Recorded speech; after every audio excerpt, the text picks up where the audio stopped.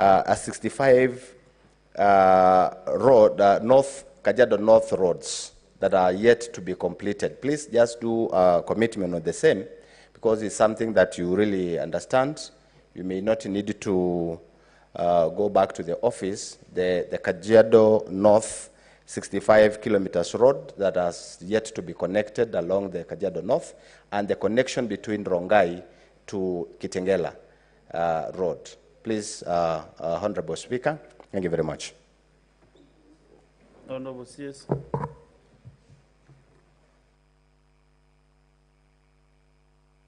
The bypass from Kitengela to Rongai is about 24 kilometers. Mr. Speaker, it's on the design stage. At the moment, we are the same fate, that we want to design and see how to raise the funds.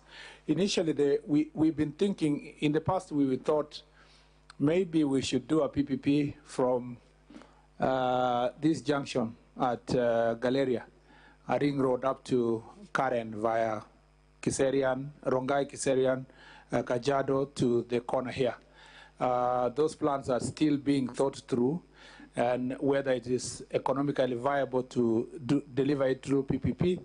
But the junction you're talking about, the link straight from Rongai to Kiserian, is something that we are working on, designs, and hopefully we can raise the funds to do so, to make sure that we deliver.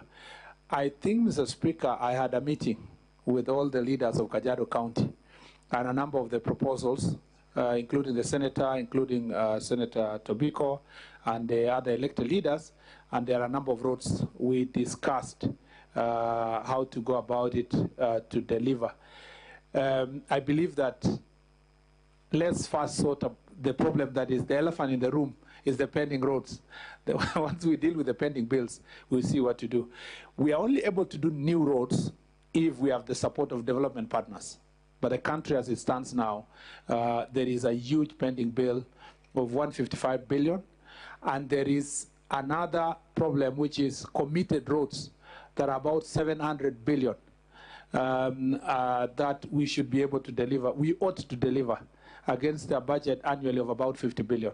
So we have a challenge we are facing as a ministry, but we are doing everything to ensure that we deliver the roads that are pending and see what to do with the new ones that are being designed.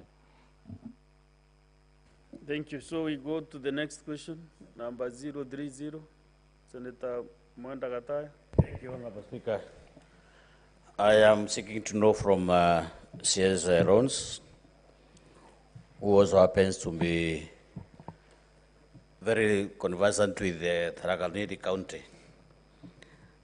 We have this project. This is RWC 150D474 for the construction of Kayododi, Iriga Chogoria, Weru Mutindwa, Keriani, Marima Road in Tharaka County, which is torn since its launch in 2016.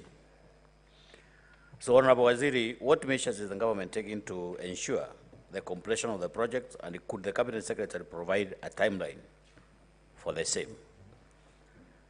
See, what is stopgap measures is the government taking to ensure that the roads remain motorable in all seasons, particularly in Gitombani, Mutindwa, Kantaraki, Kajiododi, Keriani, and the Marima areas. Thank you. I have a supplementary question, Honorable Speaker. I don't know whether... Before the answer is given to you. Thank you. Honorable CS. I thought maybe you could answer. Mr. Speaker, if you may allow me, Mr. Speaker, first of all, I agree with the Senator of Tharaka Nithi, my friend Mofire. I have visited that road and his village when he was the MC of the area, and at that point I was serving in this house. Mr. Speaker, if you may allow me to use that opportunity to just give a global picture of what's happening. We have a pending bill, Mr. Speaker, of 155 billion. 155. That is work already done by contractors across the country. That includes 45 billion for acquisition of land and 105 billion shillings for payment of work done already by contractors. We have a commitment of the final auditing is being done of 700 billion shillings, over 700 billion, to complete these roads eventually. Mr. Speaker, we also have the challenge of, for every pending bill, it is accruing interest and other charges, Mr. Speaker, as we progress. So the total cost of the pending bill eventually cannot be determined now, because it's a moving target, including claims on equipment, claims on so many things. So, Speaker, this is a humongous issue. The President has established a pending bill committee that is trying to look at these roads. Mr. Speaker, because also I know senators across here, and even if members of National Assembly were here, they are going to ask the next question, is that some roads have been pending, like the one of Tharaka Nithi from 2016. Mr. Speaker, some of those roads, if you allow me to just give me 1 minute to read that, Mr. Speaker, we have a problem across the country.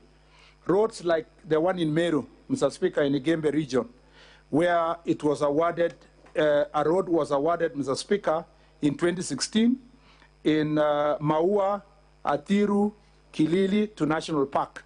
That links again to Tharaka Nithi for that matter, 2016. It is incomplete. It's less than 30% done.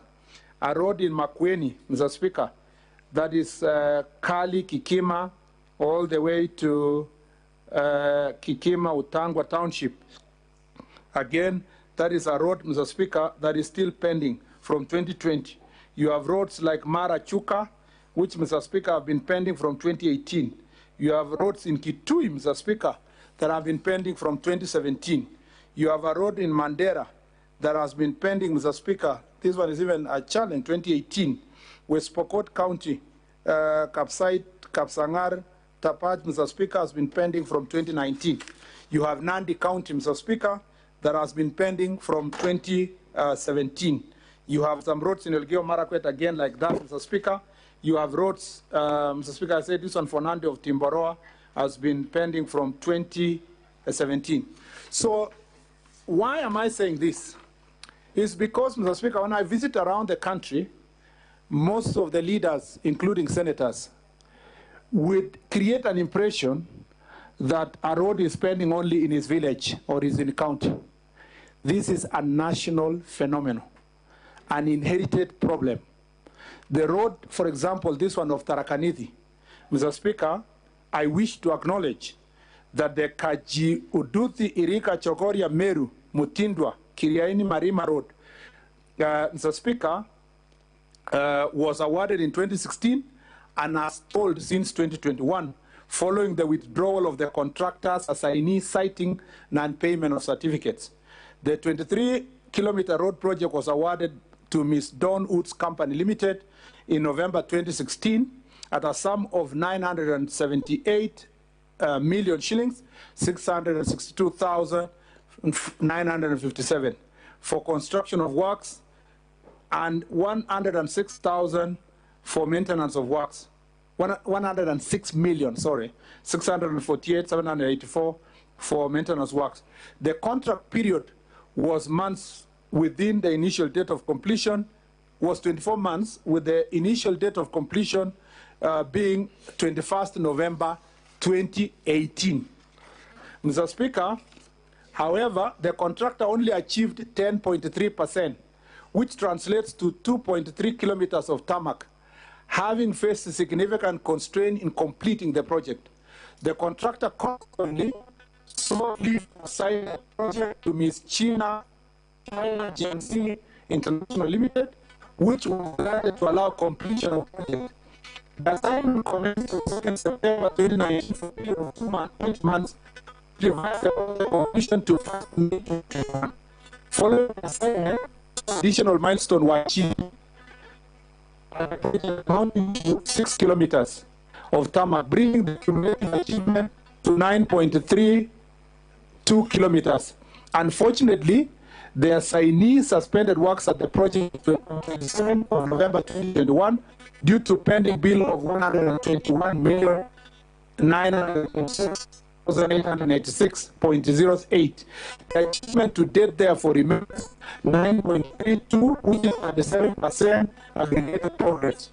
So far, Ministry through CARE has since paid a portion of the amount owed to his MS China GFC International Limited, amounting to 38,209,100. This revises the pending amount due to contracted to 89,769,822. The minister has advised the contractor to resume works and ensure completion of the project as arrangements are put in place to settle the outstanding bill in the next financial year. We therefore envisage completion of the project by June 30, 2024, subject to adequate budgetary provision and sustained disbursements. Upon resumption of works, the contractor is under instruction to prioritize and undertake maintenance of the entire remaining sections of the road ahead of the main works to ensure motorability and usage of the roads. So, Mr. Speaker, that is the standing with Ms. Jiangxi, Mr. Speaker, under instruction from us that once he resumes work. Mr. Speaker, I want to make an understanding from the leaders. Some of these contractors we have to literally negotiate. You negotiate and tell them, yes, we owe you 100 million, but take the 30 million, go to site. And some of them graciously have done so.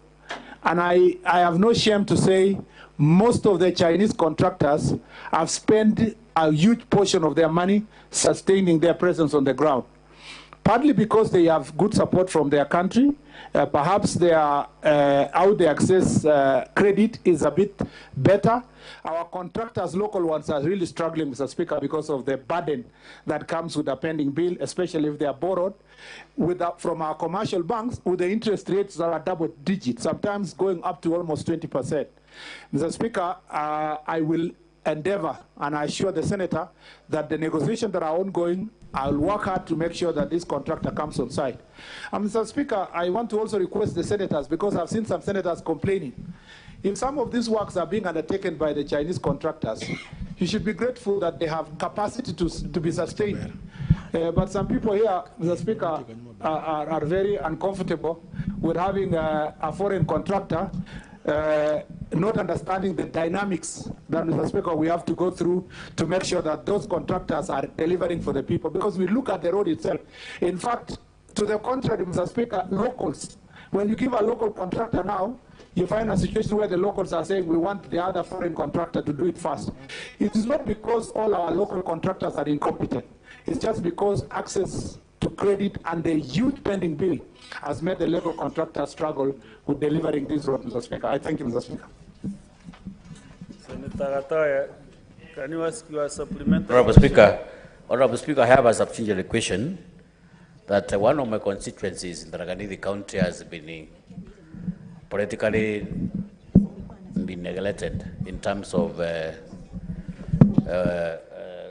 Honorable Speaker, I think I need your protection. There is a lot of round consultations all over. Senator Duro, kindly, Senator Mofa is unable to concentrate. So, Honorable Speaker, one of my constituencies has suffered some historical injustices in terms of road network, and that constituency is Tharaka constituency. I have 3 constituencies in my county, which is Mahara constituency, Chukabangombe constituency, and Tharaka constituency. Tharaka constituency, Honorable Speaker, has for a long period of time suffered some historical injustices in terms of road network. I don't know what logic is there that a road is constructed from my neighboring county. When it reaches the border to Tharaka constituency, that road ends there. There is one example of that road which originates from Meru County to some part of the Tharaka constituency, a place called Miomponi, and that road is stopped there. There is another road, Honorable Speaker, which originates from Maua, bitumen standard, up to Atidini. That road, when it reaches Tharaka constituency, that road is stopped there. The only road which has been, which has Tharaka constituency unseen, is the road from Gatonga to Chakariga, which has also stopped. That road was launched, I think, 2014. Up to now, that road is not even motorable. So Tharaka constituency, Honorable Speaker, I think I would request to know from Honorable Minister, why has Tharaka suffered those historical just in terms of road network for the last 60 years down the line? And what plans does the ministry have to make sure that the roads that are heading just at the exact bond of the constituency extends to those areas that need those bitumen standards? There is that Miampon Road, which is supposed to connect Mukodima all the way to Gachiongo. It's supposed to go all the way to Nkondi, to Marimant, and join the Tharaka University. There is also that road which is supposed to come from Gatidini all the way to Gachiongo, to Mukodima, and join the other road which is supposed to join Tharaka University. What measures is the ministry trying to put in place to make sure that Tharaka constituency enjoying the very best road network just like any other constituency in this country? CS. Mr. Speaker, while I may not have an answer as to why Tharaka Nithi County has been marginalized in the past, and Mr. Speaker, I've seen some people being very jittery when I attribute historical problems like the ones the Senate has done to past governments. I see people being very jittery. That's a fact. It's a fact that Tharaka Nithi County has been marginalized. That is uncontestable fact. But we do not come, Senator of Isiolo, Mr. Speaker, is saying, and also Isiolo, there are a number of places in the country, including the northern part of the country, that have really zero tarmac road network. But it is not my responsibility to write the book of lamentations. We came to office so that we can solve problems.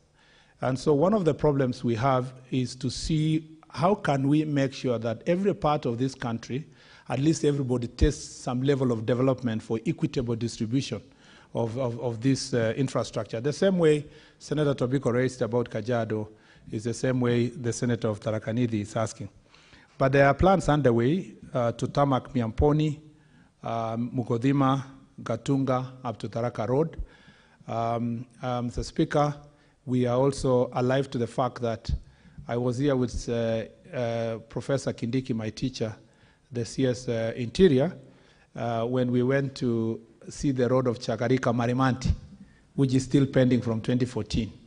And a number of those roads, I promise you, Senator, that in this program that we are trying to resolve the pending bills, will make sure that your county the marginalization of your county is addressed.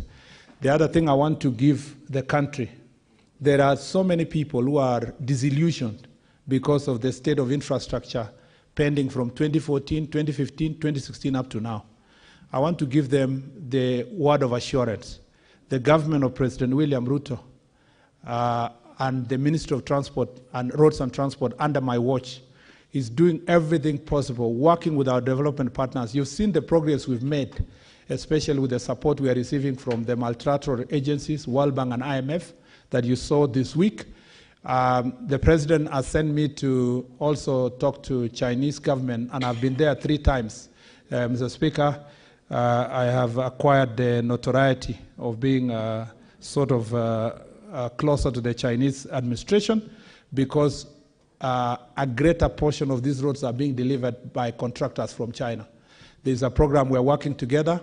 This program, Mr. Speaker, should give us hope that in the next 2 or 3 months, most of these roads should be able to, we should be able to resume most of these roads. And I can assure most of the senators here that by the time you go to the next election, we will have done significant progress in terms of sorting out the pending roads across the country. I'm working very hard, Mr. Speaker. Unfortunately, infrastructure projects are not like instant coffee, where you brew it at a press of a button. You have to really work hard to plan, strategize, negotiate financial support. You've seen the President traveling out of the country on and off. The Speaker, let me say this. I went with the President this weekend to Europe, and for 3 nights that we were out of the country, we slept in the plane 2 nights. So there's only 1 night we slept in Europe. And the negotiations we were making, Mr. Speaker, is massive on matters infrastructure, and you will be seeing the results.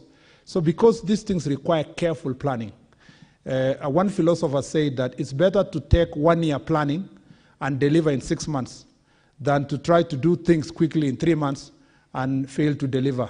Mr. Speaker, we shall deliver. Thank you. And also maybe you have informed Senator Mofa that it is not Meru which has marginalized Tharaka, but the previous governments. Yes, Mr. Speaker, it's right. The same way I told Senator Tobiko that the absence of roads in Kajiado has nothing completely with leadership or the people of Machakos. It's the same way I'll say that Tharaka Nithi County's marginalization has absolutely nothing, Mr. Speaker, to do with you specifically and to the people of Meru and the leadership of Meru. I thank you, Mr. Speaker. Thank you, CS. Let's get the next question from Senator Murango. Now, Senator Matinga, you are representing your colleague. Thank you very much, Mr. Speaker. I'm holding brief for Senator Murango, who's attending an opening ceremony in his county. Mr. Speaker, I would want the CS to tell us what corporate social responsibility activities have been done for the local communities by the contractors undertaking road construction projects in Kirinyaga County, and B, could the contractors, through the Ministry of Education, consider making infrastructural improvements in at least one public primary and secondary school in the project area as part of their CSR? Thank you, Mr. Speaker. Honorable Senators, we are doing so well. The next 10 minutes, I'll open the floor up to 11:30 for senators to ask any supplementary question, just general. CS, this is a very direct one again. And spend 2 minutes. Mr. Speaker, first I want to thank Senator Murango because he was part of the team of Kirinyaga County leaders who came to my office on 2nd of August, and we had an extensive discussion about all the roads that are being delivered in his county and the CSR programs and the possible CSR program we are going to undertake. Mr. Speaker, I wish to clarify that in any undertaking of CSR or corporate social responsibility is purely voluntary, and there is currently no contractual obligation on the contractors to carry out CSR. Nonetheless, we confirm that several CSR initiatives have been undertaken in Kirinyaga County by respective contractors at projects supervised by the ministry's agencies. The details of their 4 stated initiatives are captured in the table below. The Speaker, for the Stakeholder Corporation, which is constructing the road of Njegas, Mutito, Gatwe, Kangaita, Kiagi, Kianjege, Mukinduri roads. The following are the CSR programs: leveling of Gatwe Primary School playfield, leveling of the Kiburi Primary School playfield, leveling of Kiriandundu Primary School playfield. In the Jiangxi Water and Hydropower Construction Company, which is doing Kerugoya, Kiandire, Kitumbi, all the Kangaita, Baricho, Njekas, Garu, Kagaiko, all the way to Mukinduri roads.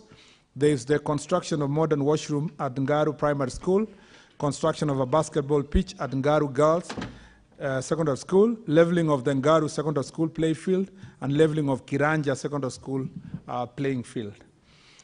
China Wuyi, which is doing the highway, that's Mutiti, Kakio, Baricho, Getuya, Kagumo, all the way to Karira Mission Hospital, Ngurubaini roads.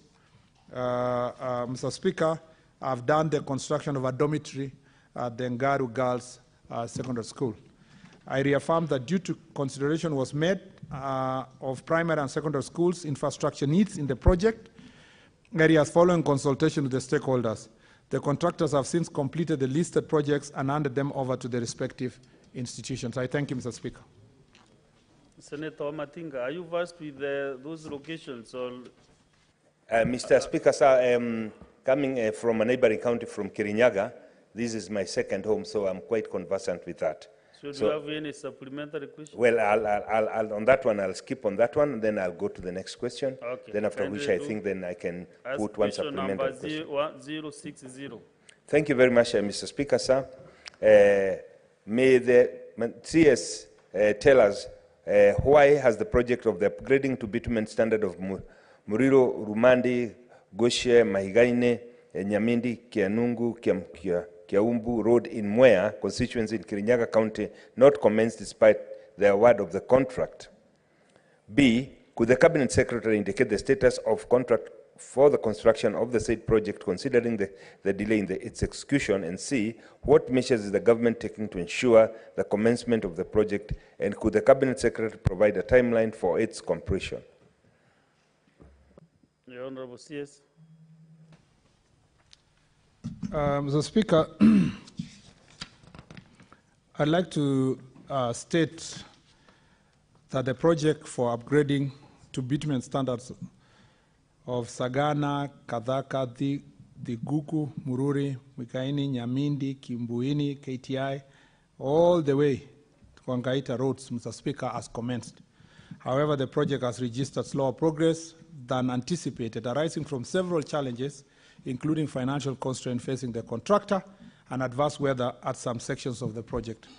Given the factors mentioned above, the project has so far achieved approximately 10% progress to date, translating to 5 kilometers being completed to bitumen standards, which is one milestone, and a second milestone underway with works currently ongoing on site. To facilitate its completion, the government has provided a budget line of Kenya shillings 240 million this financial year towards this project.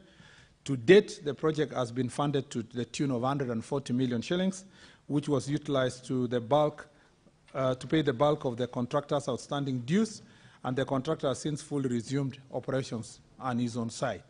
The contractual completion date for the construction phase of the project is 16 July 2024. I thank you, Mr. Speaker.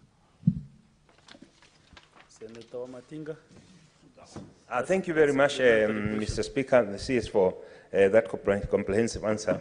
I'll ask one supplementary question. Mr. Speaker, there is a law, the dual carriage, that transverses Murang'a, Kirinyaga County, and Nyeri County. The CS has addressed the issue of the compensation of the people who have been affected. Could the CS please give us an indicative timeline within which the affected people will be compensated, because we've been promising them every end of month it will be done. Thank you, Mr. Speaker.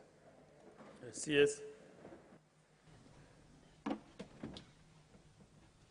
Mr. Speaker, on the compensation, I think I will follow up with KENA, the relevant agency, Mr. Speaker, as to how many people have been documented to be compensated. These are the roads that form the network of the Mau Mau roads. And Mr. Speaker, in some of the area, most of the roads were actually passing through existing road network. A few places where there was a compensation issue.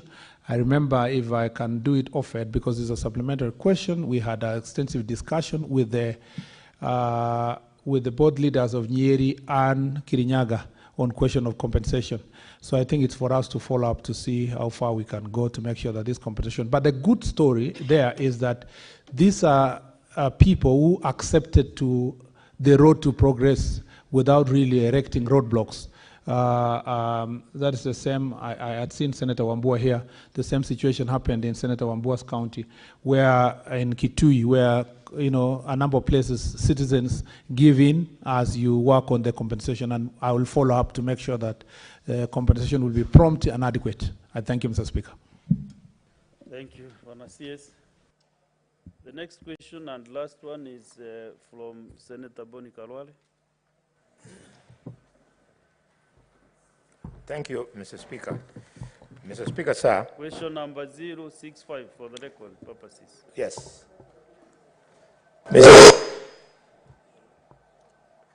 Mr. Speaker, sir, could the Cabinet Secretary confirm that following the presidential directive to upgrade the Kakamega airstrip to an international airport, the leadership of Kakamega County undertook public participation, obtained consent to relocate residents from their earmarked land, and conducted survey and valuation of the land for purposes of compensation?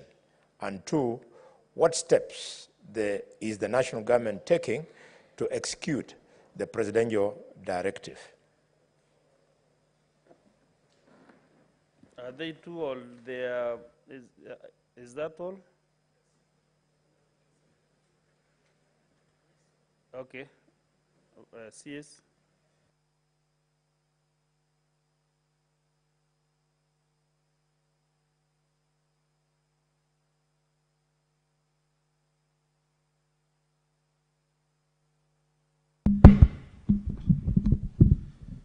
Thank you, Mr. Speaker.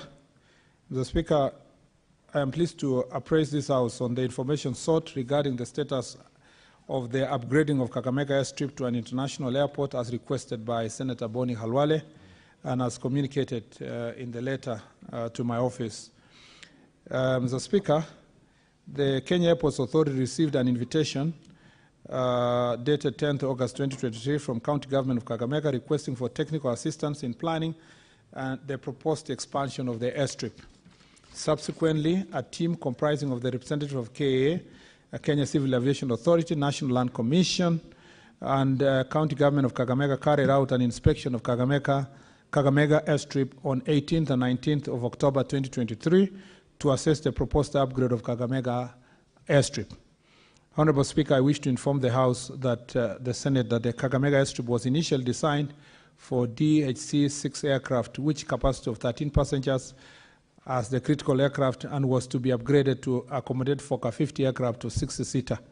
The biggest aircraft currently operating at the airstrip is Dash 8 Q100, Mr. Speaker, and I launched this service from Wilson to by Skyward Limited from Wilson to Kakamega early this year with a 37-passenger seat capacity.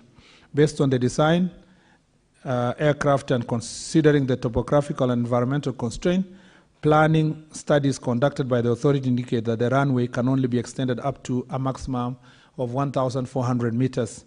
Ultimately, in the future, traffic may necessitate bigger aircraft requiring a longer runway. Then the airport relocation will have to be considered. Mr. Speaker, the proposed upgrading of the airstrip will require acquisition of approximately 20 hectares of land.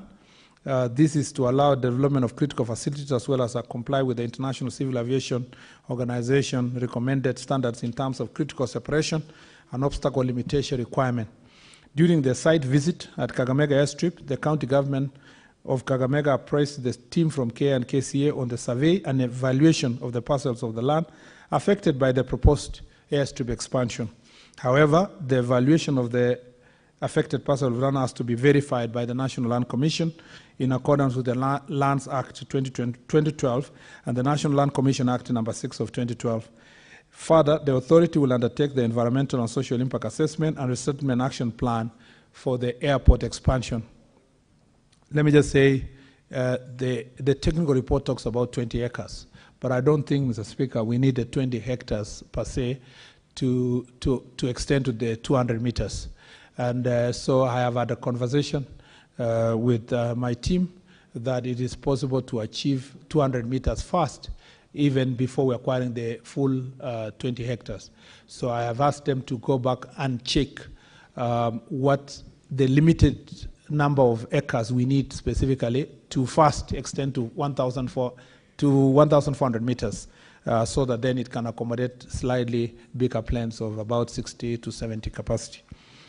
Honorable Speaker, a multi-agency team comprising of Kenya Civil Aviation Authority, Kenya Airports Authority, and Kenya Meteorological Department proposes to undertake an aeronautical study to assess the suitability and potential impacts of the proposed extension of the runway to 1.4 kilometers, and in addition evaluate the possibility of relocating Kakamega Airstrip to Shikuza as proposed by the county government of Kakamega. However, again, as I consulted my team, Shikuza is government land under the Ministry of Forestry, Mr. Speaker, and you know to acquire it will require a big process, including excising that property, that land, that will require parliamentary approval before we can be able to do so. I thank you. Senator Bona has been very, very attentive. Yes. And on two eyes. So, what is your supplementary question, Senator Boni Karwal? Mr. Speaker, I'm lost. I'm lost because the minister has come to this house with a casual answer, describing stories of aircrafts, size of aircrafts and things, which has nothing to do, Mr. Speaker, with the question that I raised. This casual answer, Minister, you know, you and I, we enjoy leadership positions in this government. We can talk to each other here and talk to each other behind the tent and talk to each other in our private offices as we do. The purpose of this question, Minister, is for us now to bring it in the open to the public in Kakamega to know the progress of this project. The seriousness, Minister, is that 611,000 people voted for President William Ruto against 955,000 for Raila Odinga. There was work that was done.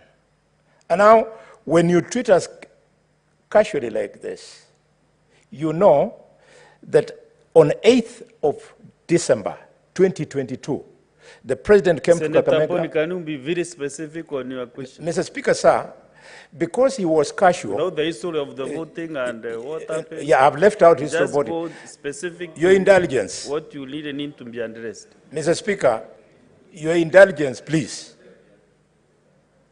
If I don't do this, I'll lose this House, I'll lose the public. Mr. Speaker, on 8th of December 2022, the President came into Kakamega and launched this project, and alongside it, commercial aircrafts, which have been ongoing. He came again, Mr. Speaker, on 18th of June this year, and announced the construction of an apron at 50 million shillings. The minister knows.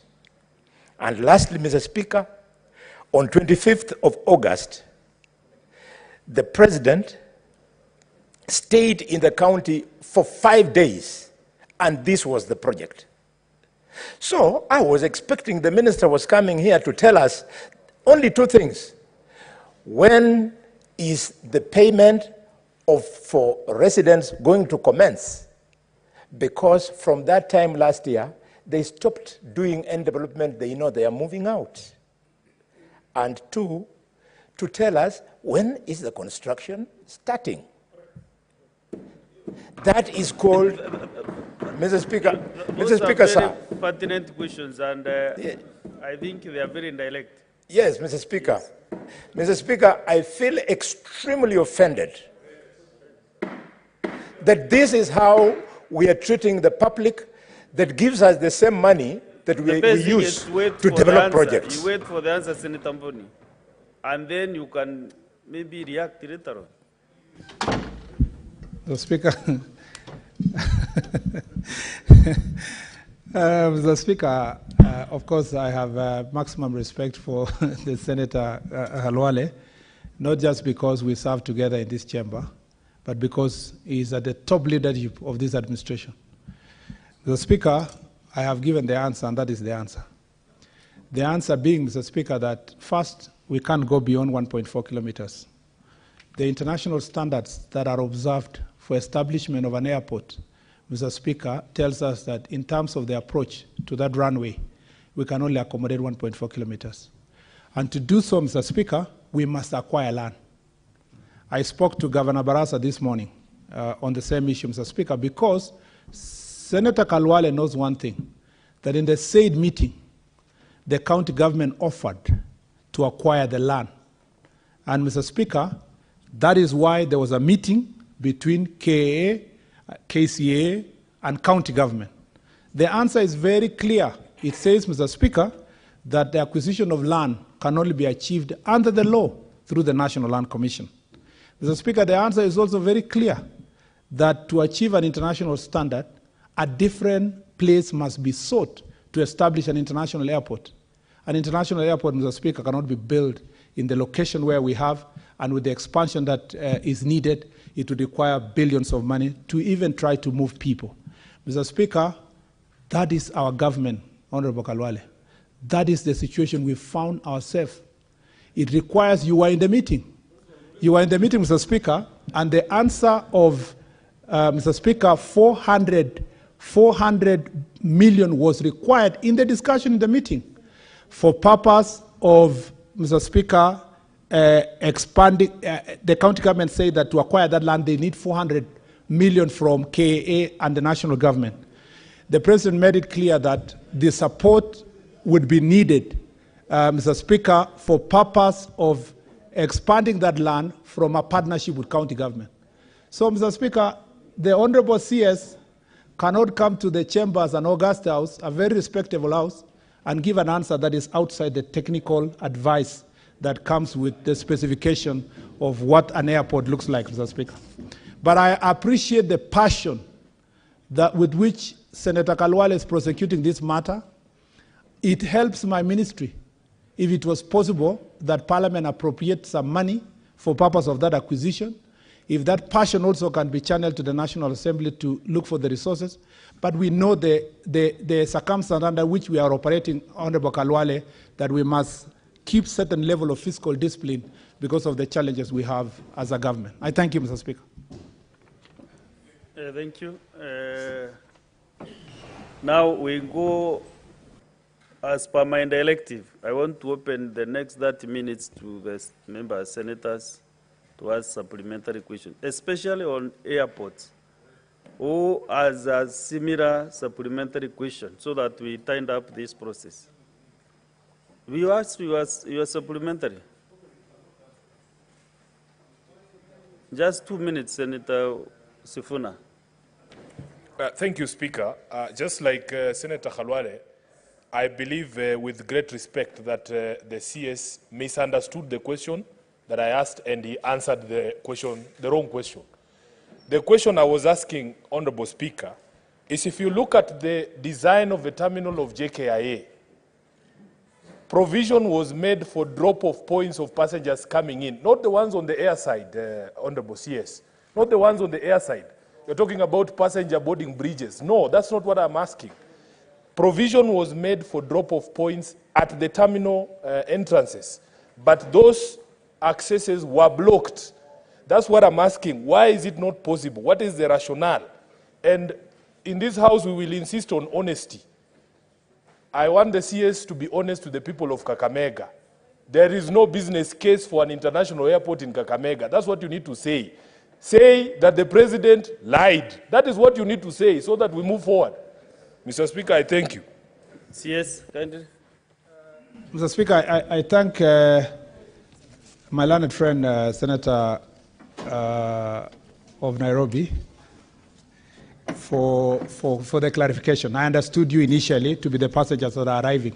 You mean the passengers that are traveling.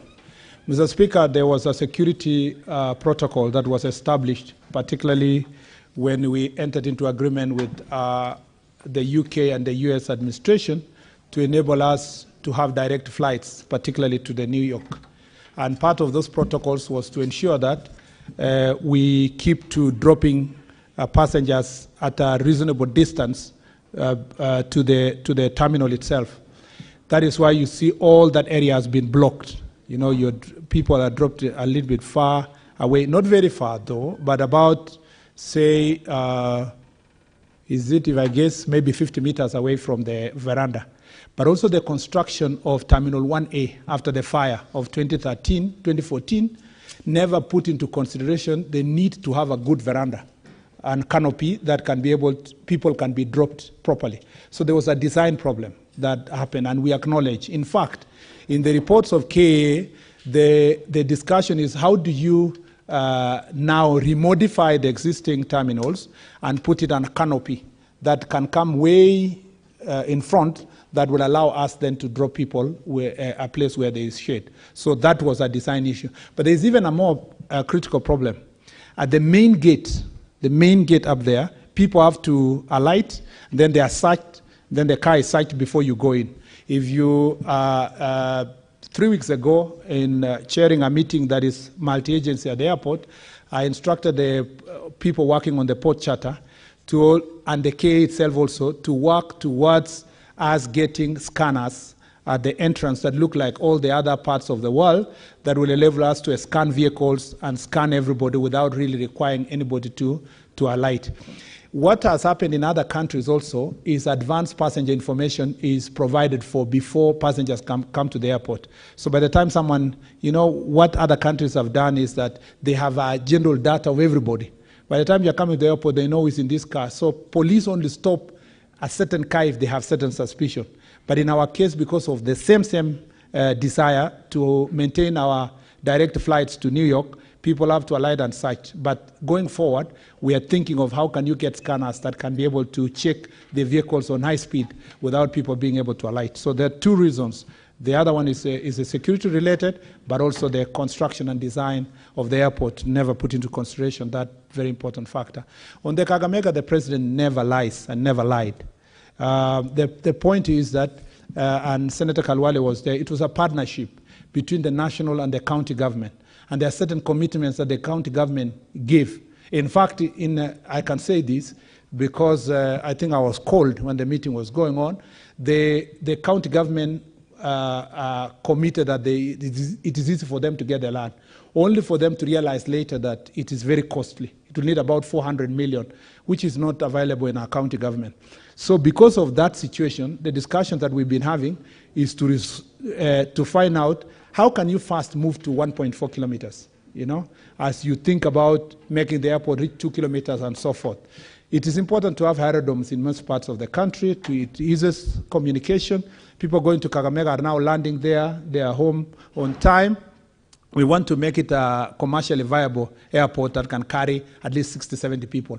And speaking to your governor this morning, we agreed that we should have a meeting for all the leaders to discuss both the roads and the airstrip itself. And Senator Alwale, time permitting, we should do so before the end of this year.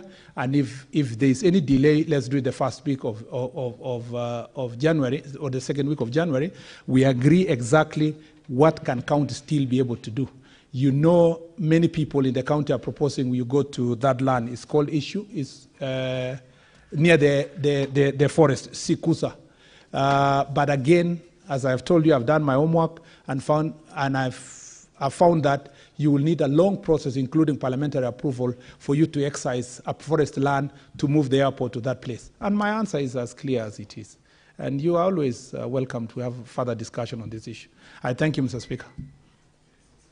Senator Mbone, I think all those answers are very comprehensive, and you know where to go for more answers. You might attend. So maybe allow me to give other senators maybe to... Yes. Speaker, Mr. Speaker, just to thank the minister for this. But, Minister, the story of Shukosa, the story of acquisition of public land, I have no idea where it is coming from. Because as you know, in a meeting where the president talked to you, and he was meeting with me, he told you that the governor has found it difficult to raise 400, and could you now talk to him so that the national government will pay half and the county government will pay half? You remember the conversation. So you should be coming here telling the people of Kakamega that the national government is paying the half and the county government did the other half, and people will start moving away. But if you are choosing to treat it casually the way you are doing, Minister, Senator Mboni, if I don't ventilate in Parliament for the people of Kakamega, where will I speak from? From my funeral? I know you are talking to Kakamega people now. Yes. But what I'm requesting you to do, the CS has requested Kakamega leadership to have a meeting. Yes, Mr. Speaker. That is where you can converse on yes, these Mr. Speaker, sir, with the respect to the people who vote for us, allow me to tell the minister that the go-round that he wants to give me with the governor, when the people are waiting to be paid, it does not require leaders to meet. We have already been to those people's homes. They have given us their consent. Their properties have been valued. Payment must be made. Minister, have you changed your mind as government on payment of these people, or are you going to pay? If you're going to pay, when are you paying? Life has to go on. So I think, yes. Let's conclude that matter. And maybe what we can say is that your question is not satisfactorily answered. Then we have another opportunity for the CS to have that bit. Mr. Speaker, two things. One, as again, I appreciate the passion with which Senator Kalwale. And I want to tell the people of Kakamega who are listening, your senator is extremely passionate on this issue. But, Mr. Speaker, there is another step. Every financial expenditure requires a budget. Mr. Speaker, even the 200 million, Honorable Senator Kalwale is saying, Mr. Speaker, that should be paid by us and the county is paying 200. Even that county doesn't have that 200, Mr. Speaker, to pay for the airport. It has extremely competing interest in the other infrastructural development. So what we should be doing, Mr. Speaker, is to first put our heads together as leadership to see how best can we deliver this infrastructure, how best can we ensure that the price, the cost of acquiring land is not exaggerated so that then, it becomes expensive to acquire that land. How best can Senator Kalwale use this passion on the ground, Mr. Speaker, to negotiate with the villagers who live next door and tell them to give way at a reasonable price for us to build the infrastructure. So there is room for us to have a solution. And Mr. Speaker, to remind Senator Kalwale, there is also equally a very high position in this government like myself. And so when he says you have changed my mind, I would retort the question back to Senator Kalwale, have you changed your mind also as the government on this particular issue? Because me and you are the government. We are the ones who are supposed to work together to solve this problem. And that's why I invited you, we sit down together and solve this issue. I thank you, Mr. Speaker. We conclude that matter about Kakamega. Then Senator Abdu Haji. Thank you, Mr. Speaker, sir. If I want to take this opportunity, first of all, to thank the CS Rhodes for the good questions that the good answers that he's been given this House. And I also think, unlike some of the members in this House, I think the CS is one of the very few CSs who is doing a commendable job at his ministry, which is a very big docket. And considering the fiscal challenges that the country is having, he has been doing a tremendously good job. And we thank him for that. Mr. Speaker, going straight to the question, I think the CS is aware that with the current rain downfall that we've been having, the regions of Northeastern has been facing a lot of challenges in terms of the poor roads that we already have, the poor existing roads. And most of the roads have been blocked or cut off. Could the CS tell this House if the ministry has any emergency program in terms of ensuring that these roads are back to being serviceable? Because at the moment, Wajir, for example, has been airlifting food, medicine, and fuel. There's a shortage of fuel right now in most regions, most areas in Northeastern Province. And also the roads leading to Wajir, Garissa-Wajir Road, Wajir-Mandera Road, these are international trunk roads. And for the last 2 weeks, trucks have been stuck on the road. There is no food, there's no fuel, there's no medicine going over there. We have to airlift. And most of the airstrips in these regions are in a poor condition. We've been forced to seek the assistance of the military to airlift some of the foodstuff with the helicopters, but the tonnage is very small. It's not able to alleviate the problems that we're facing. So I wish the minister could address the issue of the roads in the region. And there's also a road which is very dear to me also, connecting the south of Garissa County, and that is the Boji-Masalani Road. It's a very small stretch of 5 kilometers, and it has never been repaired. And there is a bridge which was also constructed, I think, around 2008, the Masalani Bridge, which is also, which has not been maintained since, serviced or maintained since it was constructed. Could the Cabinet Secretary address this matter? Thank you very much, Mr. Speaker. Just kindly take 2 minutes yes, maximum. Okay, Mr. Speaker. First, I want to thank my request CS, you know, these are an issue on El Nino. Yeah. Just give a statement that will cover all that issues on El Nino. And I think this is to the, those for the all benefit these of requests Senator. about El Nino. I think this is the benefit of Senator Abdul. I've done it earlier, so it is unanswered on all the plans we want to do and the leadership of Kenya in trying to facilitate opening up the roads in an emergency situation now for access. And therefore, Senator Abdul, I appreciate your support and also your partnership. Senator Abdul and his team, Honorable Speaker, were able to raise to us questions of marginalization of roads in the Garissa area, and we were able to address it. And I hope we addressed it in a comprehensive manner. On the question of Burchi Masalani Road, it's a very small link, Mr. Speaker, of 5 kilometers, but it has multiple structures. It needs about 1.6 billion shillings to be able to do it. We've just advertised Garissa Bridge, and we are doing it again on 1.7 billion shillings. So because of the challenges of the issues, I want to assure you, Senator, that you know that the road is complete up to Ijara from Hola.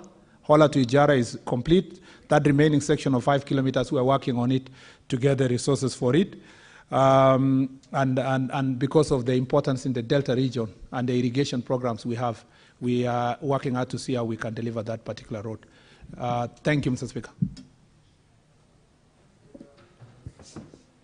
Senator Karungo, I know you are the chair of the committee. So what I want to do, after everything, everybody has spoken, you'll be able to summarize because this is your committee and maybe what you're asking maybe will be relevant when you are closing up, summing up.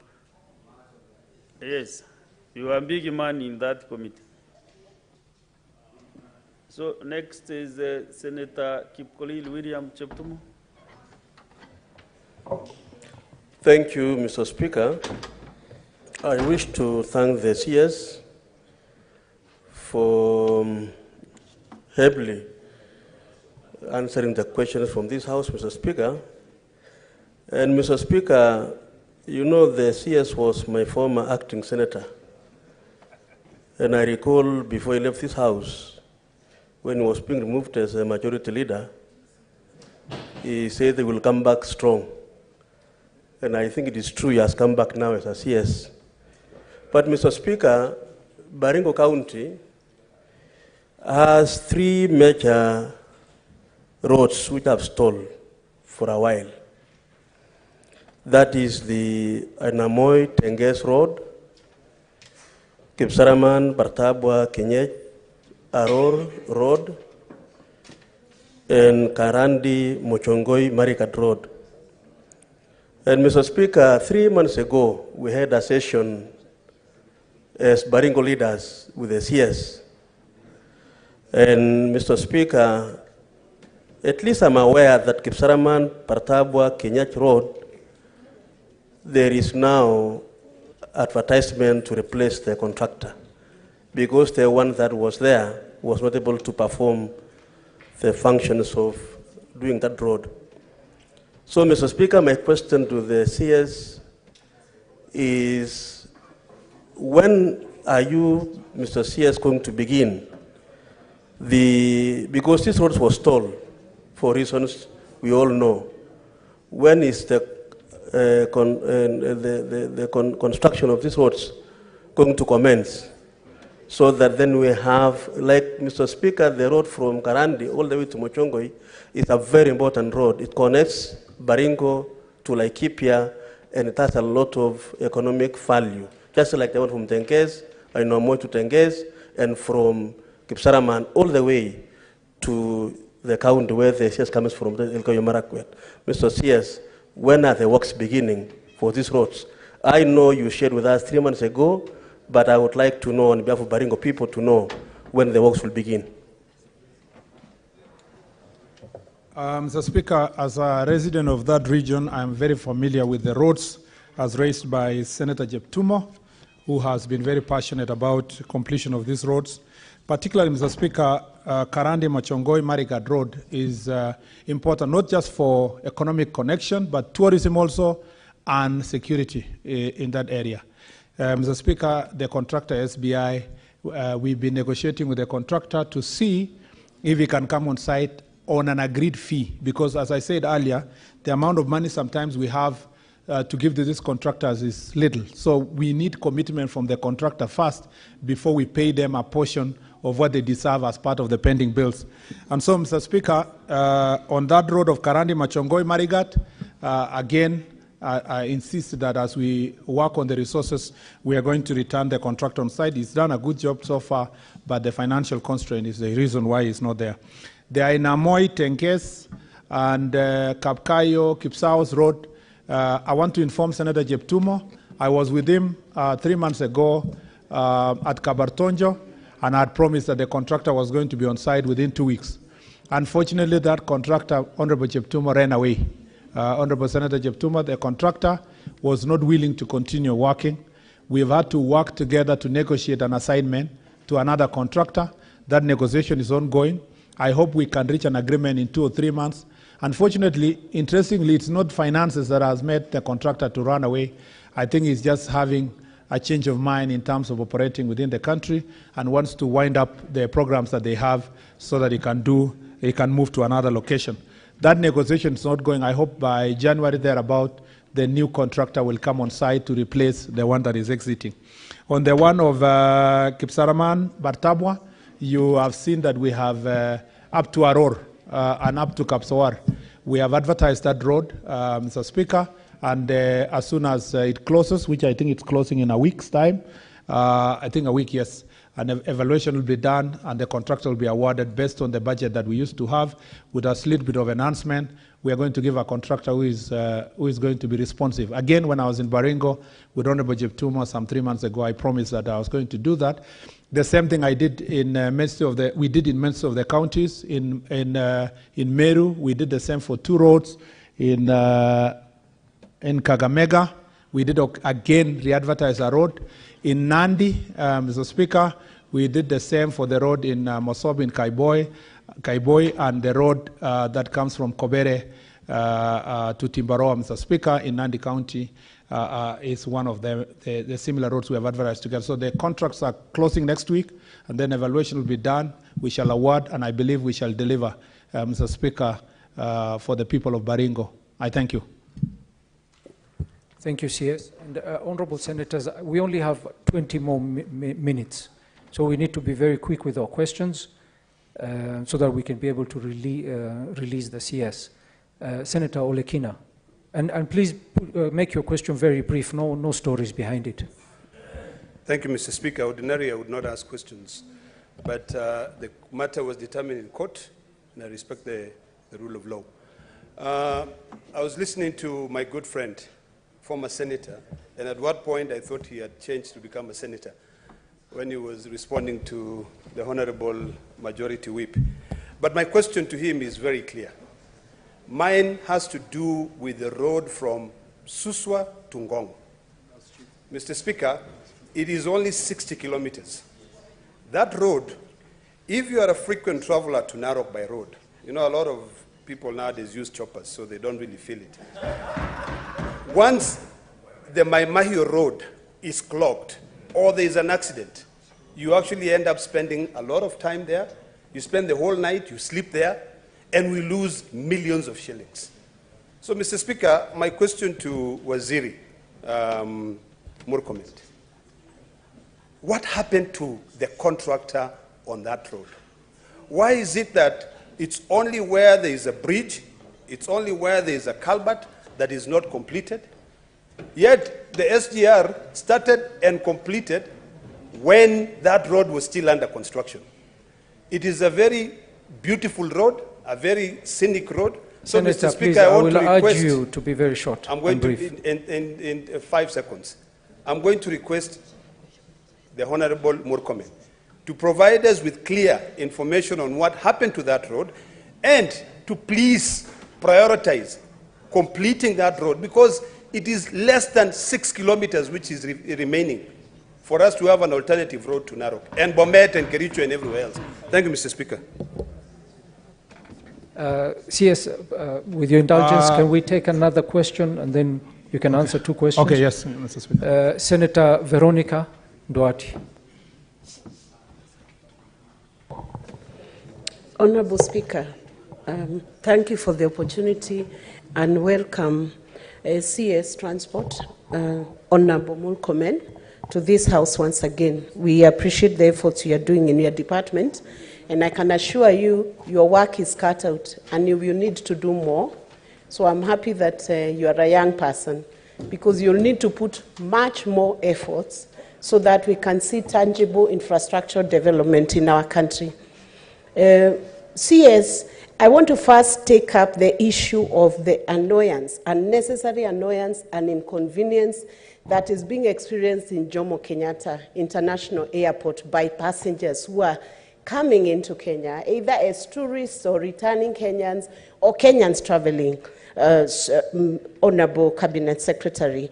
I am wondering whether you have a stakeholders, multi-agency stakeholders coordination team that gets to process the experience, the customer experience that people are having at JKIA.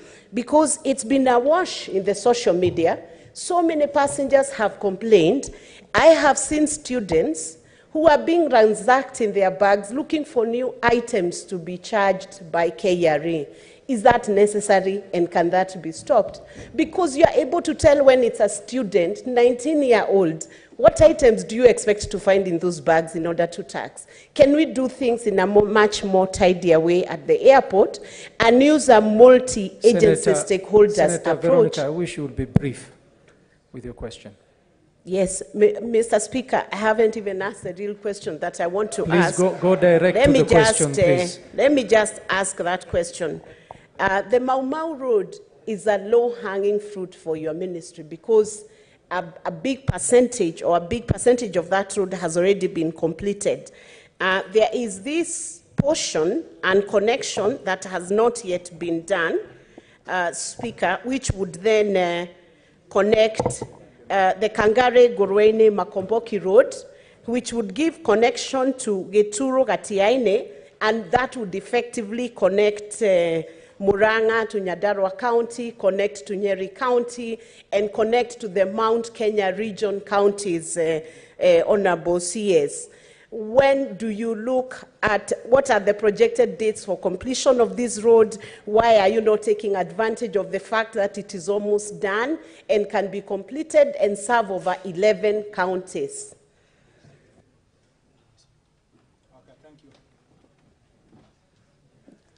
Chair, I understand the pressure of time, so I'll be very quick. One is that on the issue of Suswangong by Senator Lekina, my friend, I actually feel like I'm back to Senate, especially. I was assuming you are there and I'm here. So on a serious note, the connection between Ngong and Suswa is very serious. We have only 3 kilometers to go. The contractor, Zongmei, we have negotiated with them. They should be mobilizing now to go on site. So a week or so, they should go back on site. And you know that will be a connection from Suswa to Ngong to Emali. That will be a shortcut. You don't have to come all the way to Nairobi City if you are going to Machakos. And when we do, again, as I said earlier, before you came in, Njukini, Ilasin Njukini, it will now help us. You can go to Taita. And you can go also to Olili and then to Arusha. So there is room for doing that connection. It will be completed. The only thing we will do is that we'll put a weighbridge, because as soon as we complete that road, the lorries will want, the trailers will want to cut a shortcut. So that will only be for passengers and smaller vehicles, so that then the trailers will continue using the normal road. On the question of Honorable, my friend, Honorable Veronica, it is true that the work is cut out for me. But this is teamwork. Teamwork in the sense that as an administration, we've come to government at a time that we have to employ a very heavy fiscal discipline. And as you do so, the sector that has suffered most is the infrastructure, a sector that was neglected from last term, you know? And so we're asking ourselves, how best can you deliver this? That's why you see the negotiation we're having with development partners and so forth. There is hope. I see light at the end of the tunnel, that in this coming financial year, we will be able to return most of our contractors on site, and we complete the 3,500 kilometers remaining of the 10,000 kilometers that we promised the people of Kenya's Jubilee administration in 2013. I believe this administration, based on our policy, will be able to deliver the remaining balance of that road. I am tasked with that responsibility. That is why I take personal initiative to speak to some of these contractors, negotiate with them, implore them, request them to go on site. For example, I give you the example of the road of Thika Magumu. You know, I had to sit over and over again, despite the termination that was almost to Ensu, and the contractor accepted to go on site. You know, now we are past 30 kilometers of that road. Mau Mau roads, based on your question, so many of them are yet to be delivered. I want to assure you, Madam Senator Veronica, that it is in the menu of the programs that are likely to start in the next 2-3 months based on that negotiation, because most of them being delivered from our friends from the Chinese administration, Chinese government. And I think with the administration helping us, we should be able to make progress.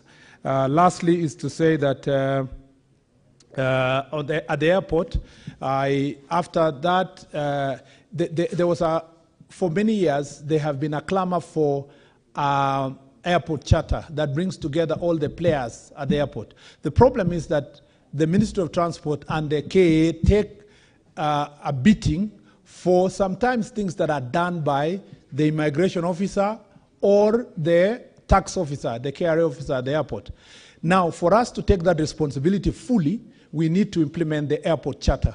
And the draft airport charter is supposed to be presented to us by 30th this month. Thereafter, I'll sit down with my colleague, Professor Kindiki, because he's one of the main contributors there, and Professor Ndungu with KRA, immigration, and police in the area, and see how best are we going to allow KAMD to provide leadership under the airport charter, the way it happens in other airports in the world, so that you can aggregate the decisions you are going to make and have a proper channel of decision making, so that then you lay the blame where it belongs. At the moment, it is scattered to this is police, this is immigration, this is KRA, this is KA. We want to make sure that the airport itself, as the landlord and the main owner of the airport, KA, should take full responsibility when the charter is being followed. And that is not new, because at KPA, the MD of KPA takes responsibility on behalf of other agencies, because we have a port charter that gives that direction. I thank you, Mr. Speaker. Thank you, CS. Senator Wambua, and please be very brief, straight to the question. I will be straight to the question, and I wanted to stand here so I can see the CS properly. These days you don't get to see a lot of them. Mr. Speaker, my question is on the Kibwezi, Athi, Mutomo, Kitui, Migwani, Bondoni Road. And this, yes, my friend, sat with me in the Roads Committee in the last session. He understands that road very well. The Speaker, he is being economical with the truth. The Speaker, when he read the list of the inherited problems from the former administration, he included that road in that list. The truth of the matter is that the problem that we have today on that road is a problem of the Kenya Kwanza administration, because the contractor moved out of sight in November after the elections. My question to the Speaker is, when is the contractor resuming work on that road, having done more than 190 kilometers and remaining with only around 17-20 kilometers to complete the road, and the contractor has moved out of sight? When is the contractor going to be resuming work? The other difficult questions will be asked next Wednesday. I thank you, Mr. Speaker. Senator Mundingi, very quickly, please. Asante Bwana Spika, swali langu ni kuwa Embu County huwa tunalima miraa, muhoka, avocado na kahawa na majani, na tumekubali kulima kabisa. Nauliza bwana waziri, unafikiria namna gani juu ya kutujengea uwanja wa ndege? Kwa sababu hiyo uwanja wa ndege si ati itasaidia Embu peke yake, itasaidia Tharaka Nithi, itasaidia Kirinyaga na pia itasaidia upande wa Meru. Kwa hiyo swali langu, utatuangalia namna gani ndio tujengee pia hata sisi tunajivunia kukula matunda ya Kenya Kwanza kwa hii kipindi ya miaka 5.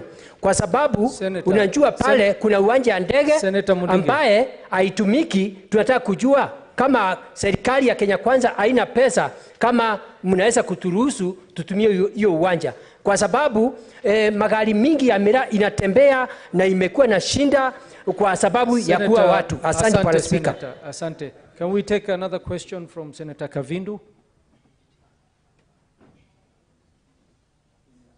Thank you, Mr. Speaker. And thank you, Mr. Sayers, for coming. My question is about this road from Caltex, Kangundo Road, and I hope he's paying attention. There is a lot of traffic jam on Kangundo Road, and most of my people from Kangundo live in Kangundo and work in Nairobi. And once they live in Nairobi at 5 o'clock, most of them arrive at home at midnight because of traffic jam. So I'm wondering if what they are doing to finish that road, and if it can also be made to be dual, all the way from Caltex to Tala and Kangundo. Mr. Sayers, I also want to know the state of the road from Tala, Thika Road. And when you are counting the roads that are pending, I didn't hear you mention that road. And it was started from 2017, and it is still not finished. We need that road to be finished. If you can give me the timeline. And also I want to know about Tala. Senator, those are too many questions. Yeah, no, just one. Let me finish, Mr. Speaker, because you have given me the time. We are not going to call him again here tomorrow. Let me just finish. I have one. I also want to know the state of Kangundo Mwala Road, which has been just the way it is from the time of colonial to date. Thank you, Senator. Thank you. Those are enough questions. Senator Tabitha, very quickly, one question.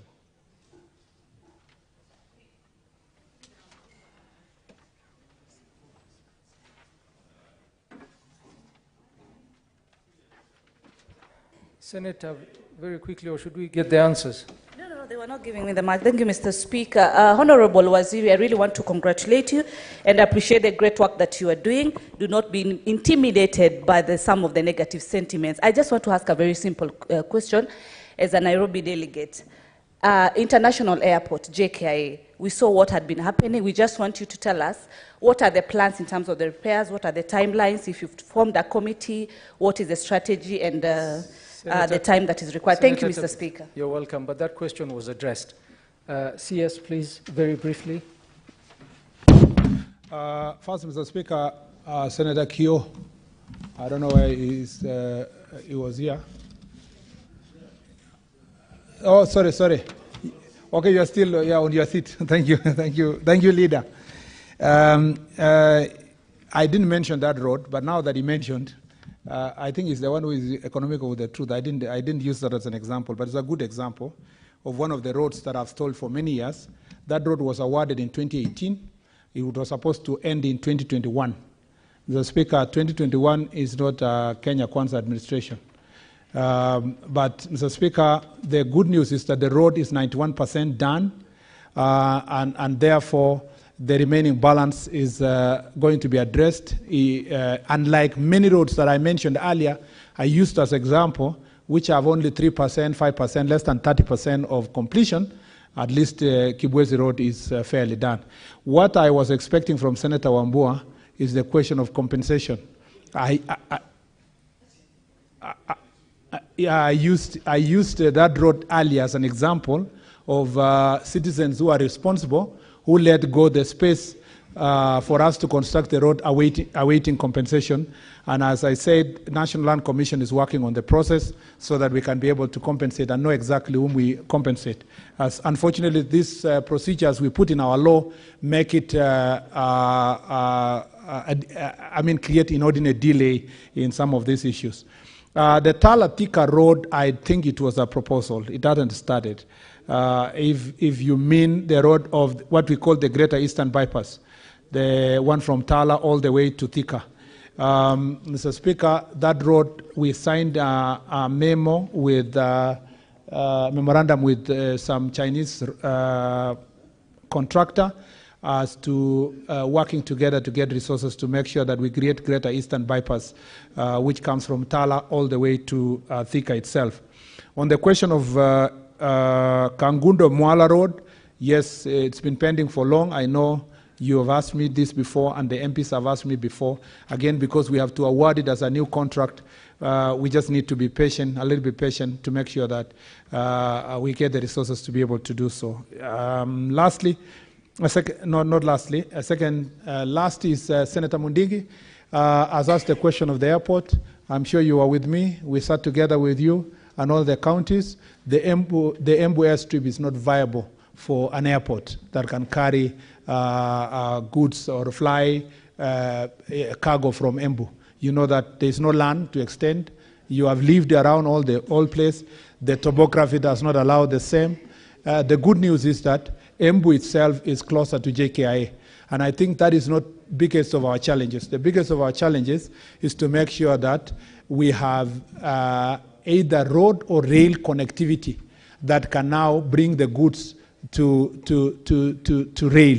By the way, Senator Mundiki, just to mention the House, the world is moving away from using aeroplanes to carry cargo.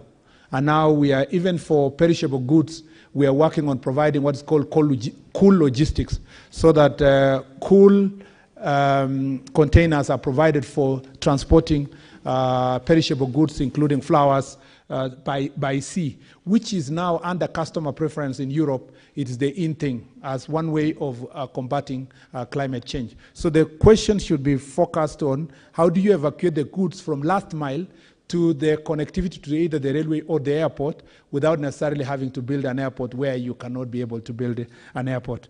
The last thing is on the JKIA. I want to repeat this from Senator Tabitha, that the grand plans is to build a new terminal. And that is my focus.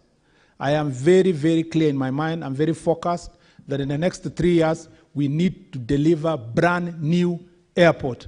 That will be a signature project for this administration to turn around. We can't have built an airport that is older than myself in 1978.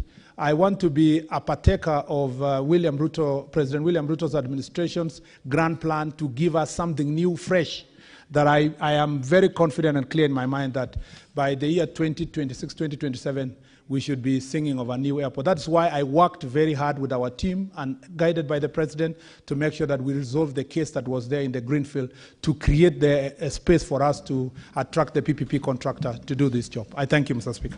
Thank you, CS. Honorable Senators, at this point, we will not take any, because of time, and the previous speaker had mentioned that the last question will go to the Chair of Transport. So at this point, since we have to complete with this session of questions, I will allow on this side Senator Mazzayo to ask a question, and then the Senator Chair Transport to finish with the last question. We don't have any time. I extended, Senators, I extended by another half hour, but the problem we are having, Senators, is that questions are taking too long to ask. Senators are taking too long to answer. So, Senator Mazzayo.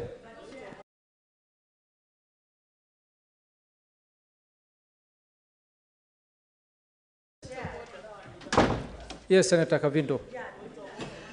And the reason why he didn't answer, I know, he didn't hear it properly because he was communicating with people when I was asking about the Caltex Umoja Kangundo Road. This Kangundo Road, there is a lot of jam there, and people are getting stuck there up to midnight. He will answer with the other questions. Senator Mazzayo, very quickly.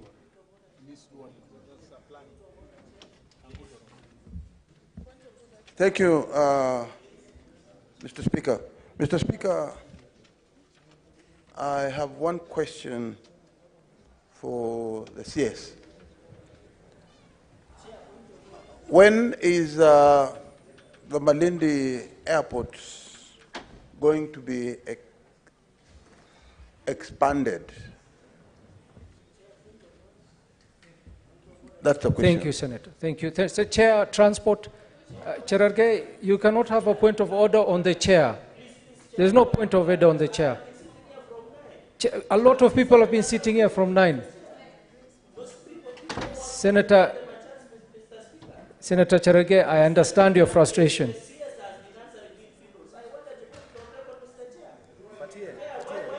Chair, Transport, let him ask the question, then we'll come back to you. We will come back to you, Senator Cherargei. We'll come back to you. We'll come back. Senator Mr. Speaker, I believe if I'm given the opportunity, then Senator Cherargei. Approach the chair. Cherargei, approach the chair. Thank you very much, Mr. Speaker, for giving this opportunity. Mr. Speaker, did I hear the CS say that Embu is close to JKIA? I think that was... Anyway, Mr. Speaker, if you look at those people who ask questions, and as the chairman, Roads, Transportation and Housing, I have noted that almost every member of my committee asked a question.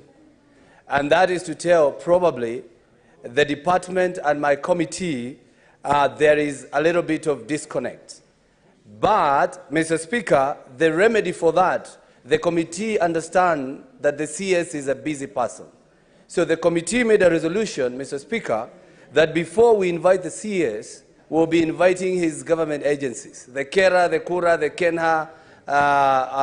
Yesterday we had NTSA, so that once we understand what they're doing, we'll be able now to be going to the CS himself. Mr. Speaker, it is my commitment as the Chairman, Roads and Transportation, before I ask my question, that I will follow up on everything that has been said here today, Mr. Speaker. And Senator, please be very brief. Yes, go straight to the question. As the Chair, give me a few minutes. Everything that has been mentioned here today, the Kakamega airports, the roads in Kirinyaga, Tharaka-Nithi, roads in Kajiado, roads in Kiambu. The reason I don't have so many questions is because we meet with the CS more often. And Mr. Speaker, Jomo Kenyatta Airport, the El Nino issues, and Narok. My question now, Mr. Speaker. Mr. Speaker, it's about compensation. The people of Wangigi, the people of Getaru, the people of Kabete constituency, since 2018, they have not been compensated when they gave their land for the construction of the Western Bypass.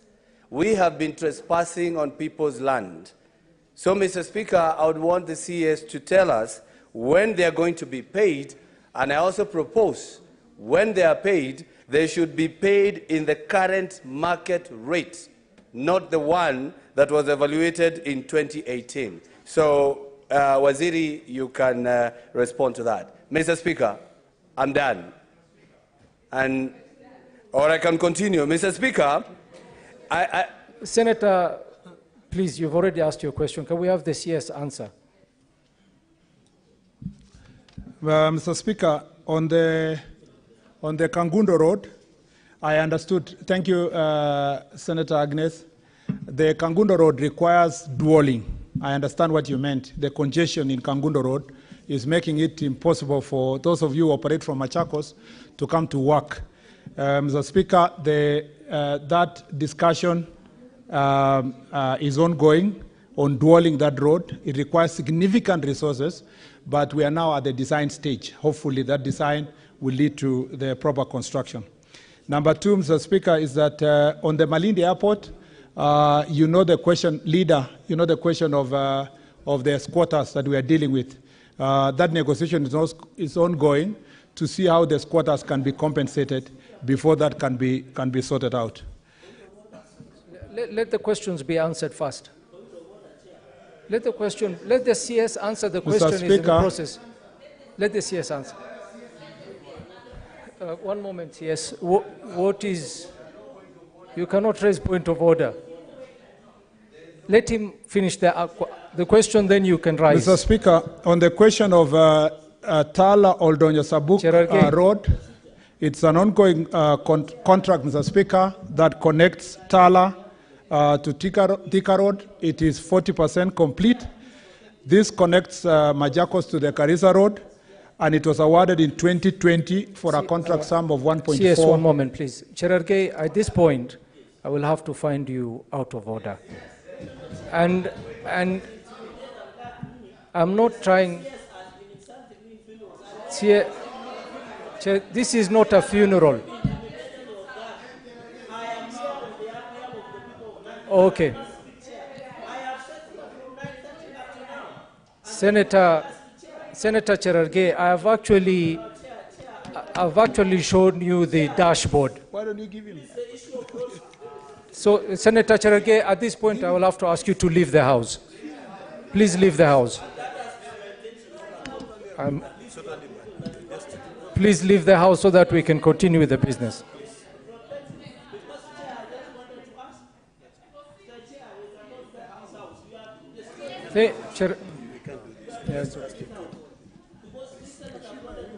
Senator Cherargei, we've heard you. Please leave the House.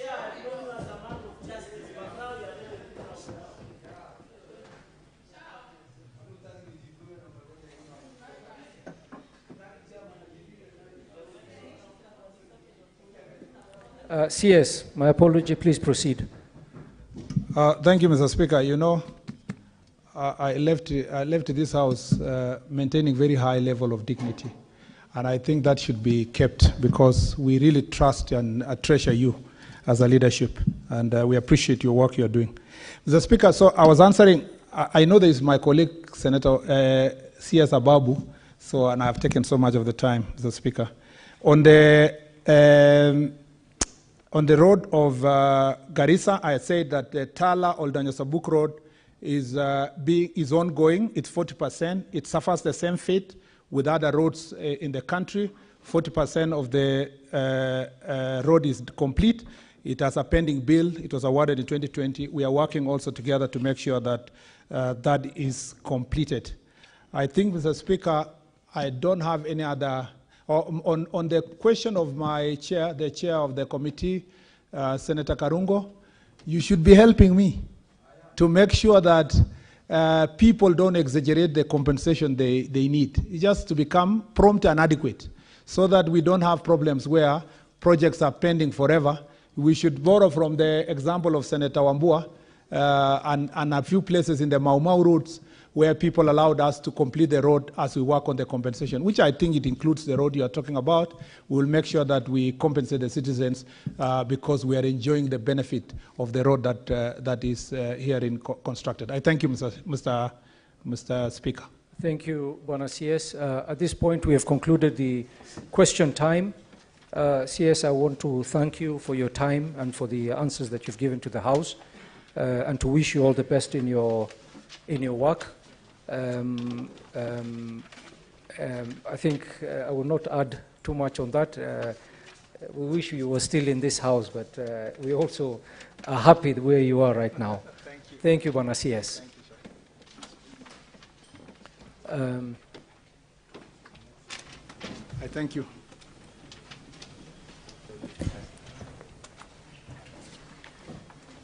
Honorable Senators, I would like to acknowledge the presence in the public gallery this afternoon, visiting delegation of lecturers and students from the Masai Mara University in Narok County.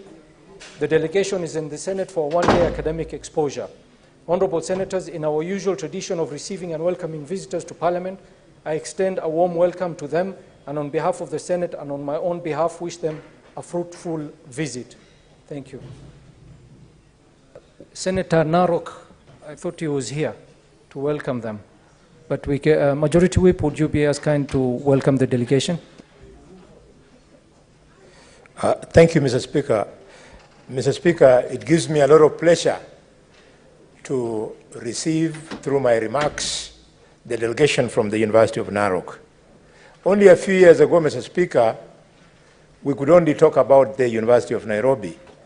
The exponential expansion in higher education in this country is evident of the fact that we are ready for Kenya of the next century. I would like to encourage the students and lecturers to work with us, because we are clear that it's not enough for us to get university education. We must only see the value on that education by making sure that at the end of the training, our children are placed in places of employment. I thank you, Mr. Speaker. Welcome.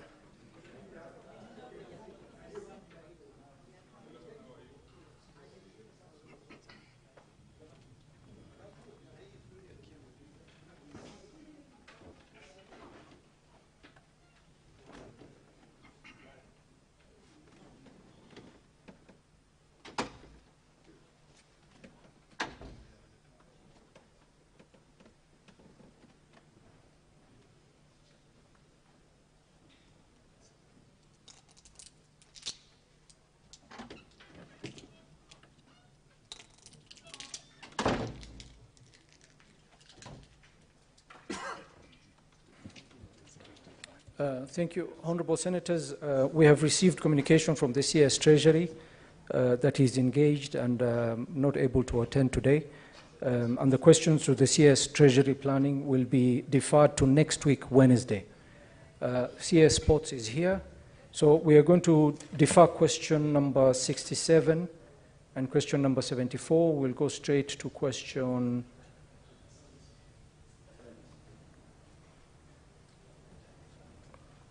question 70. CS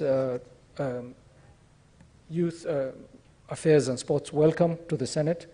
Thank you very much for attending. Can we have question number 70 by Senator William Kisang, please? Good. Thank you, Honorable Speaker. Honorable Speaker, I wish to put my 3 questions. Ford, the CS, was in my county recently. He attended the 10 International Marathon, and we ran the 5-kilometer race together. And I won, he became number 2. Honorable Speaker, could the Cabinet Secretary state the number of sports training camps in the country, and Elgeyo Marakwet County in particular, and indicate whether they are duly registered and licensed? How many foreign athletes are currently training in the said camps? Could the Cabinet Secretary clarify whether the foreign athletes are registered and indicate the type of visas they have? Number D, Honorable Speaker, what is the government doing to facilitate knowledge exchange between the local and foreign athletes using Kenyan training camps, and to ensure that local talent is not overshadowed? Honorable Speaker, thank you.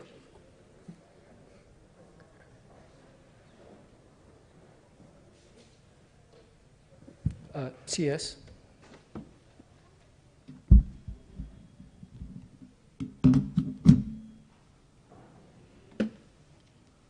Thank you, Honorable Speaker. Thank you for affording us this opportunity to share with the Honorable House on the issues that have been raised before us.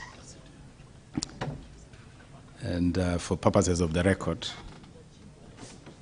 Honorable Speaker, the Honorable Senator William Kisang, yes, raced with me for the 5-kilometer distance at the 10 marathon. As to whether he won or not, that is a matter of debate another time. But quickly, Honorable Speaker, please allow me as a preliminary just to say that the ministry is restructuring and realigning all our operations to be in sync with the bottom-up economic transformation agenda of government. This restructuring and realignment includes the following, some of which are relevant to the question that the Honorable Senator Kisang has asked. Number 1, for the Safari Rally project, we are embarking on a fresh 3-year contract following amendment of the initial contract, extending the period for hosting the WRC Safari Rally from 3 to 6 years. We are using this transition phase to restructure the whole WRC Safari Rally project, and I'm pleased to report that we already have succeeded to return the Safari Rally to its traditional Easter season from June. Number 2, on training camps, we are instituting a mapping exercise, including enacting rules for registration, operation, reporting, and monitoring of these camps. On funding, we are ring-fencing the Sports, Arts, and Social Development Fund, the SASDF, to primarily focus on development of sports and the creative economy.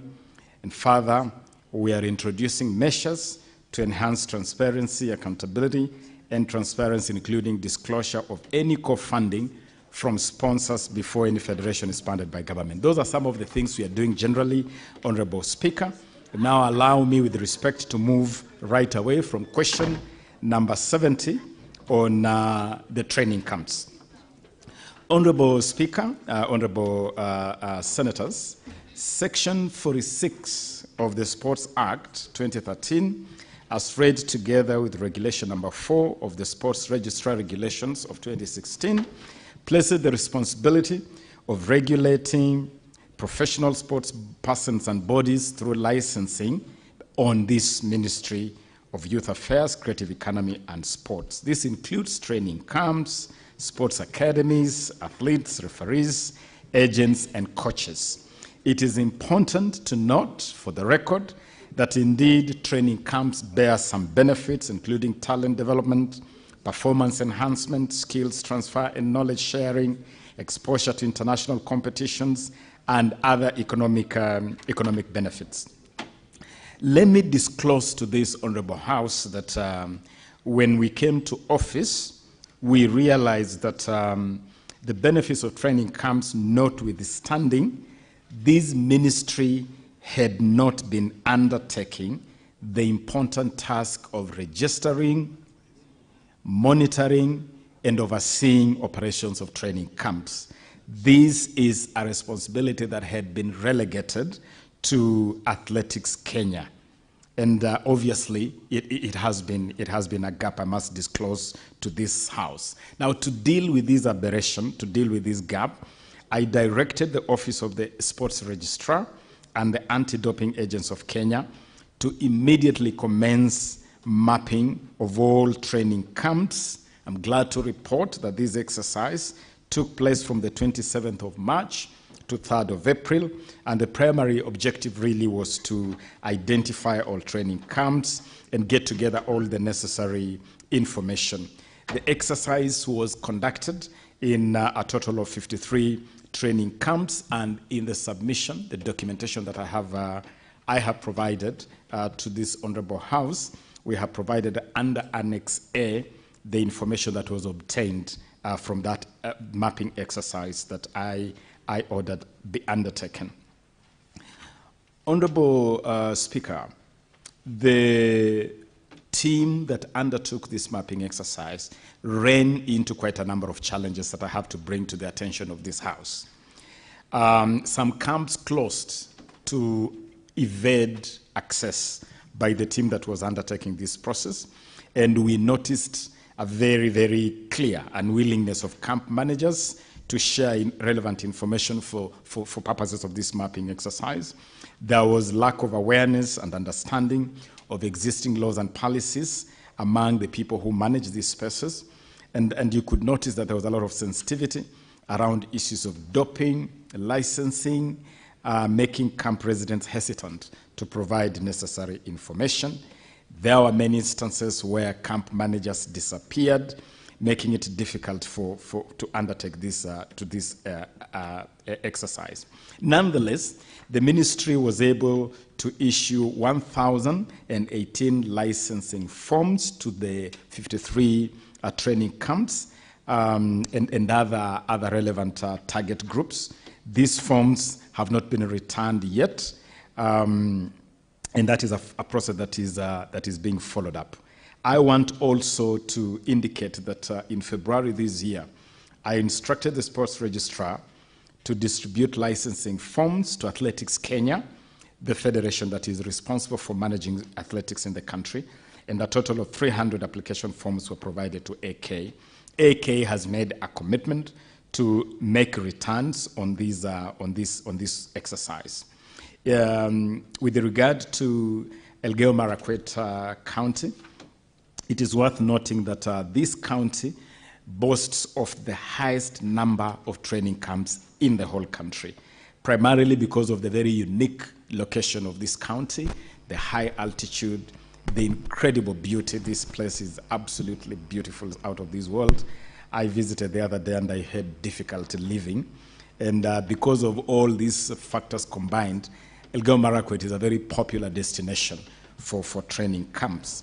And some of the popular camps in this county includes Iten Athletics Training Camp, Esemi Athletics Camp, Kechei Ikaika, Volea Runex, St. Patrick's Iten, Kapsait, Sparks Training Camp, in Kapcherop, Kamosur Community Athletics Camp, Global Sports Communication Training Camp in Kaptagat, Mokuo Training Camp, Rosa Athletics Camp in Kaptagat, and Kapngetuni Training Camp.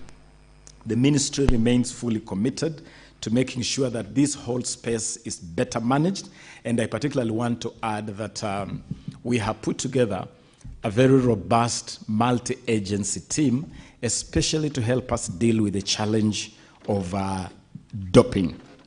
And we have also given this team, headed by former Member of Parliament, former elite athlete Wesley Korir, we have given them the responsibility to start this exercise. And I have information that they have already started this process.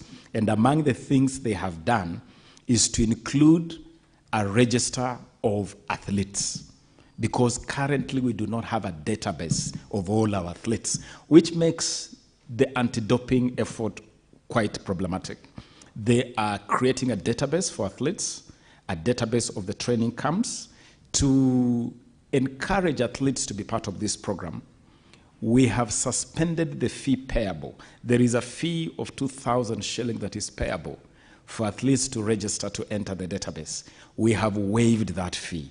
And so I'm encouraging all athletes to take advantage of this waiver and to register to be part of the database for free.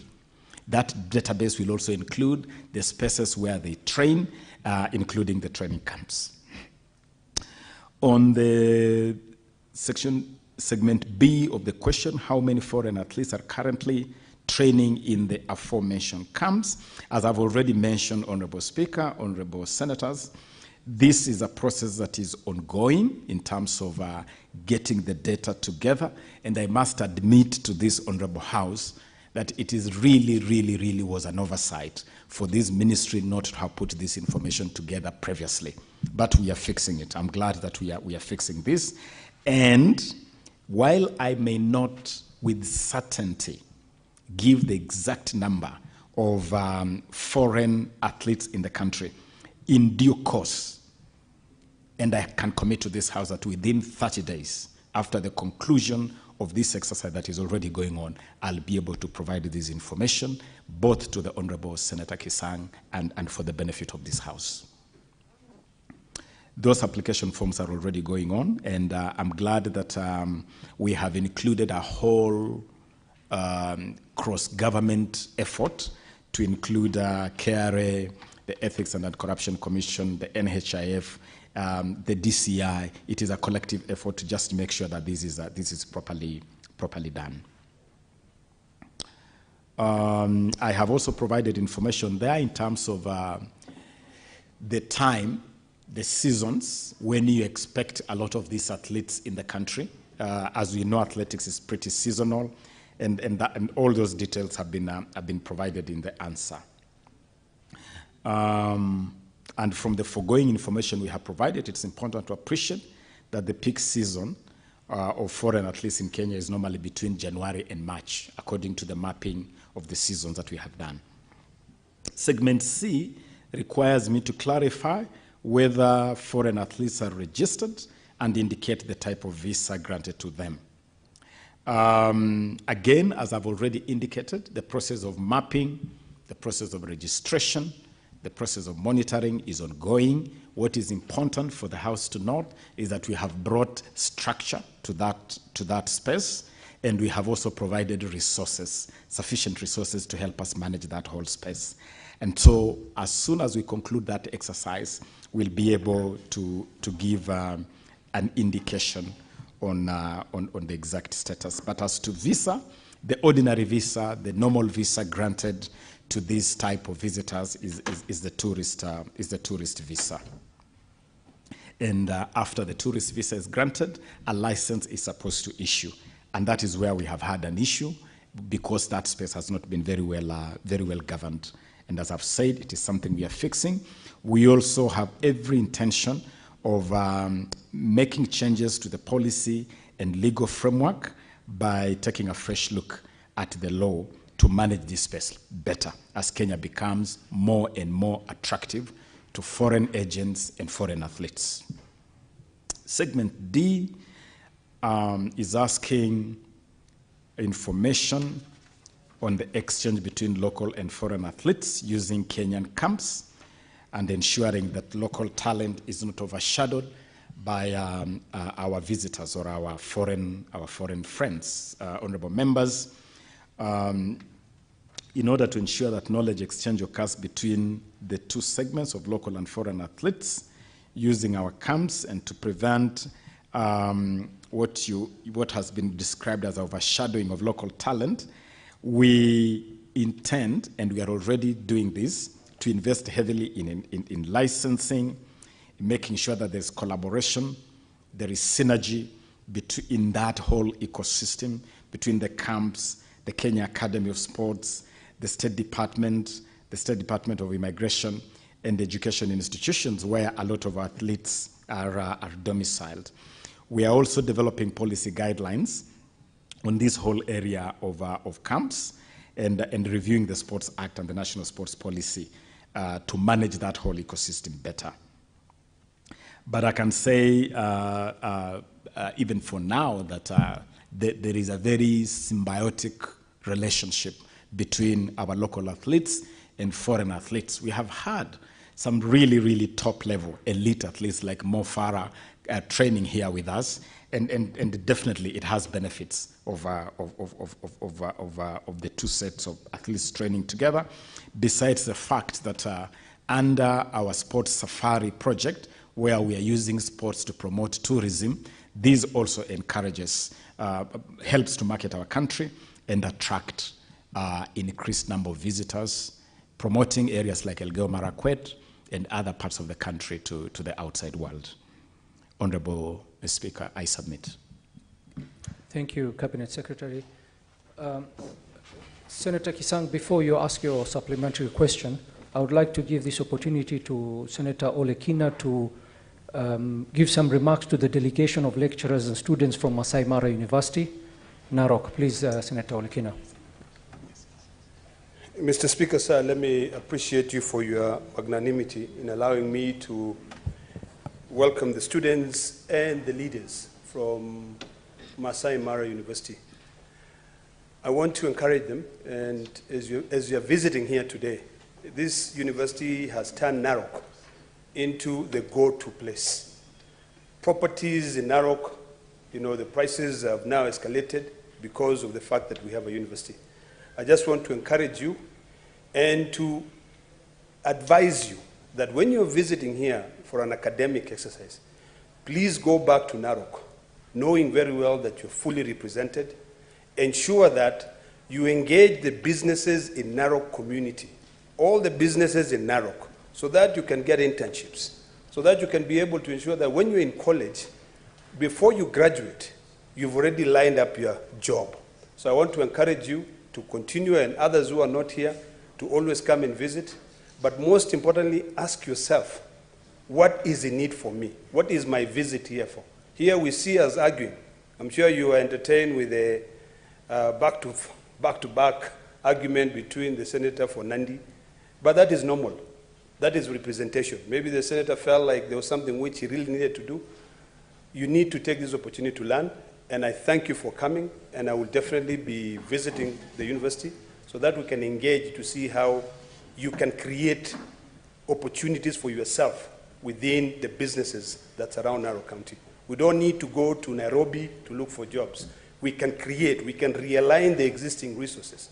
I know the former chancellor, who had a lot of challenges, had started a cooperation with the Chinese to be able to produce medicine.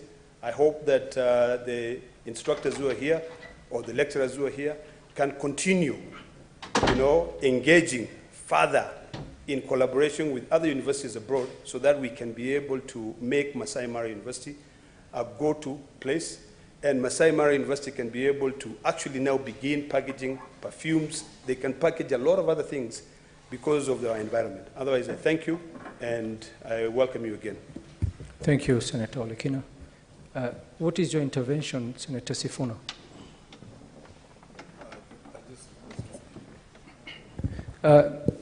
Senator Kisang, what is your supplementary question?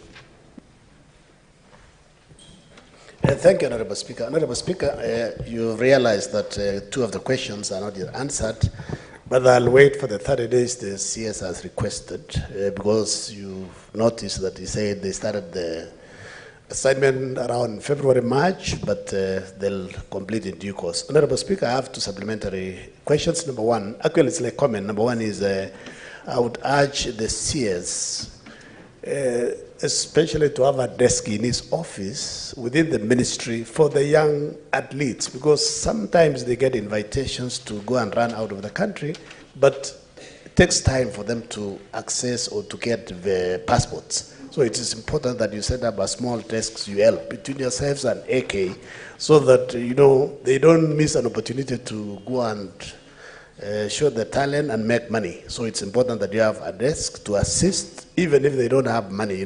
Sometimes we contribute as leaders from those regions to give them money for processing passport. I hope the new fees that were proposed by the CS Kindiki they'll go back to the old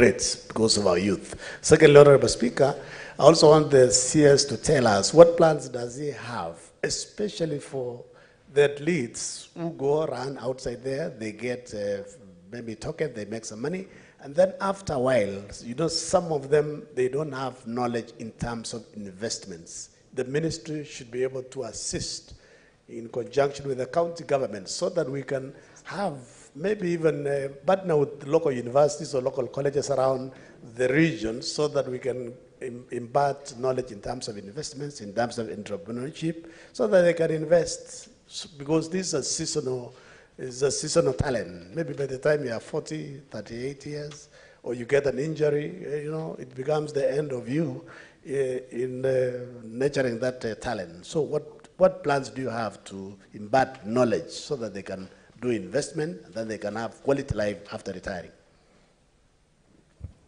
CS. Thank you, Honorable Speaker. On the issue of easing travel for athletes, I want to admit that previously this has been a major challenge for our athletes traveling out of the country. There have been challenges with the processing of passports, processing of visa.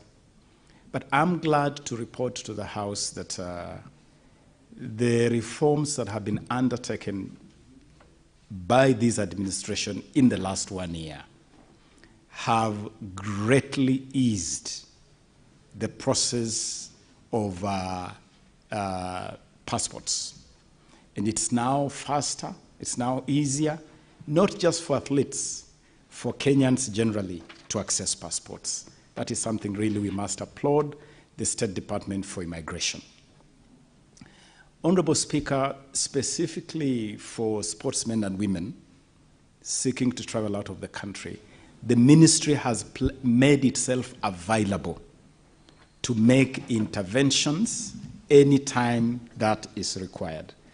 Personally, I intervene pretty much on a daily basis. Sometimes I can report to this House, we get passports, visas, processed in a period of 12 to 24 hours. And I really want to acknowledge the incredible work going on at the State Department of Immigration. The Principal Secretary there, Ambassador Bitok, is doing an amazing job. They have been very responsive. Anytime we make a request for a sports person going out of the country and we need a passport accelerated, they have been very responsive. I also want to acknowledge the diplomatic missions located here. The Ministry of Youth Affairs, the Creative Economy and Sports has built a brilliant relationship with all diplomatic missions here. And often as yesterday, you will call an ambassador, even on a weekend, you'll fix an appointment at short notice, and they have really assisted to accelerate issuance of visa.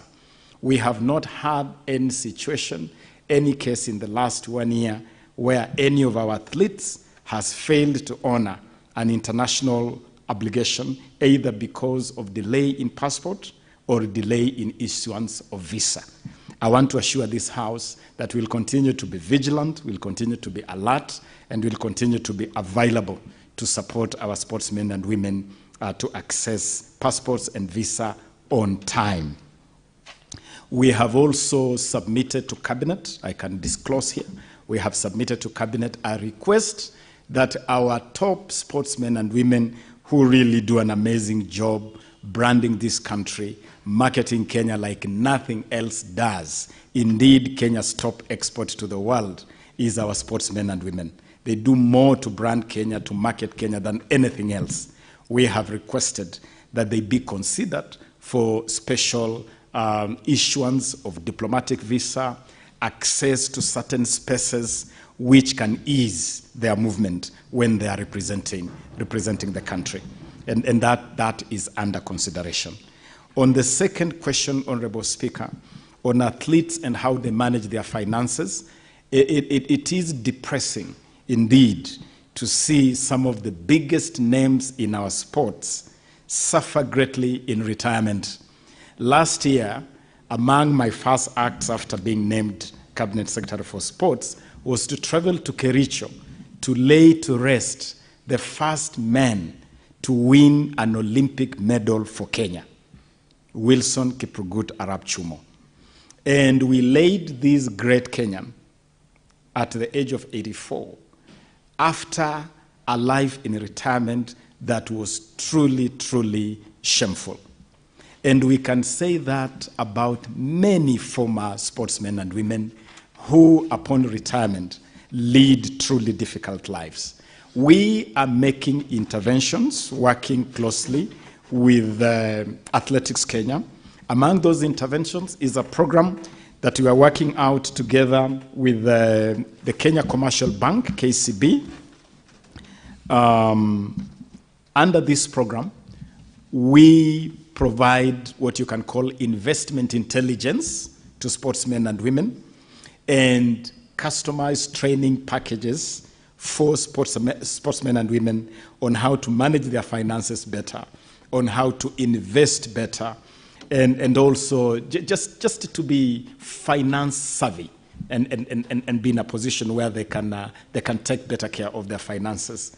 The shelf life of your average sportsman and woman is about 10 years. It's a very short shelf life.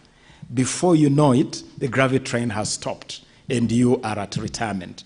And so we are using this program to prepare them for that.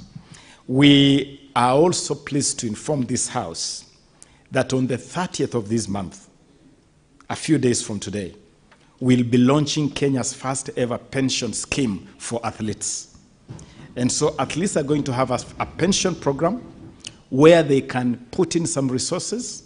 Government will also put in some resources to provide a program where after retirement, you'll have some pension benefit, just like any other salaried Kenyan.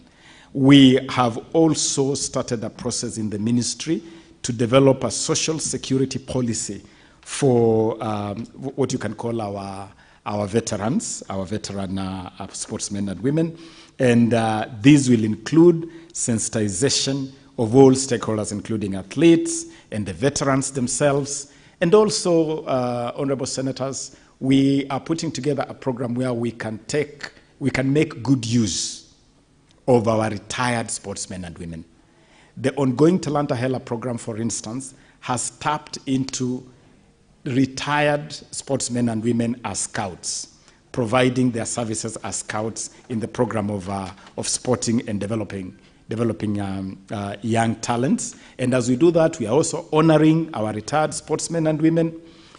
Earlier this year in August, we hosted the Hongera Awards, where for the first time in the history of this country, we honored our elite legends that have decorated our sports over the years. We have also decided that most of our sporting facilities will be named after these legends.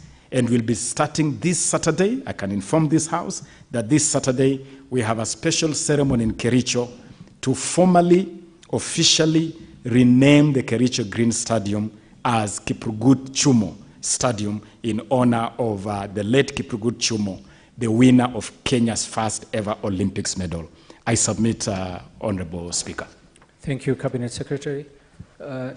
Next question is question number 71, which will be asked by Senator Omatinga on behalf of Senator Murango.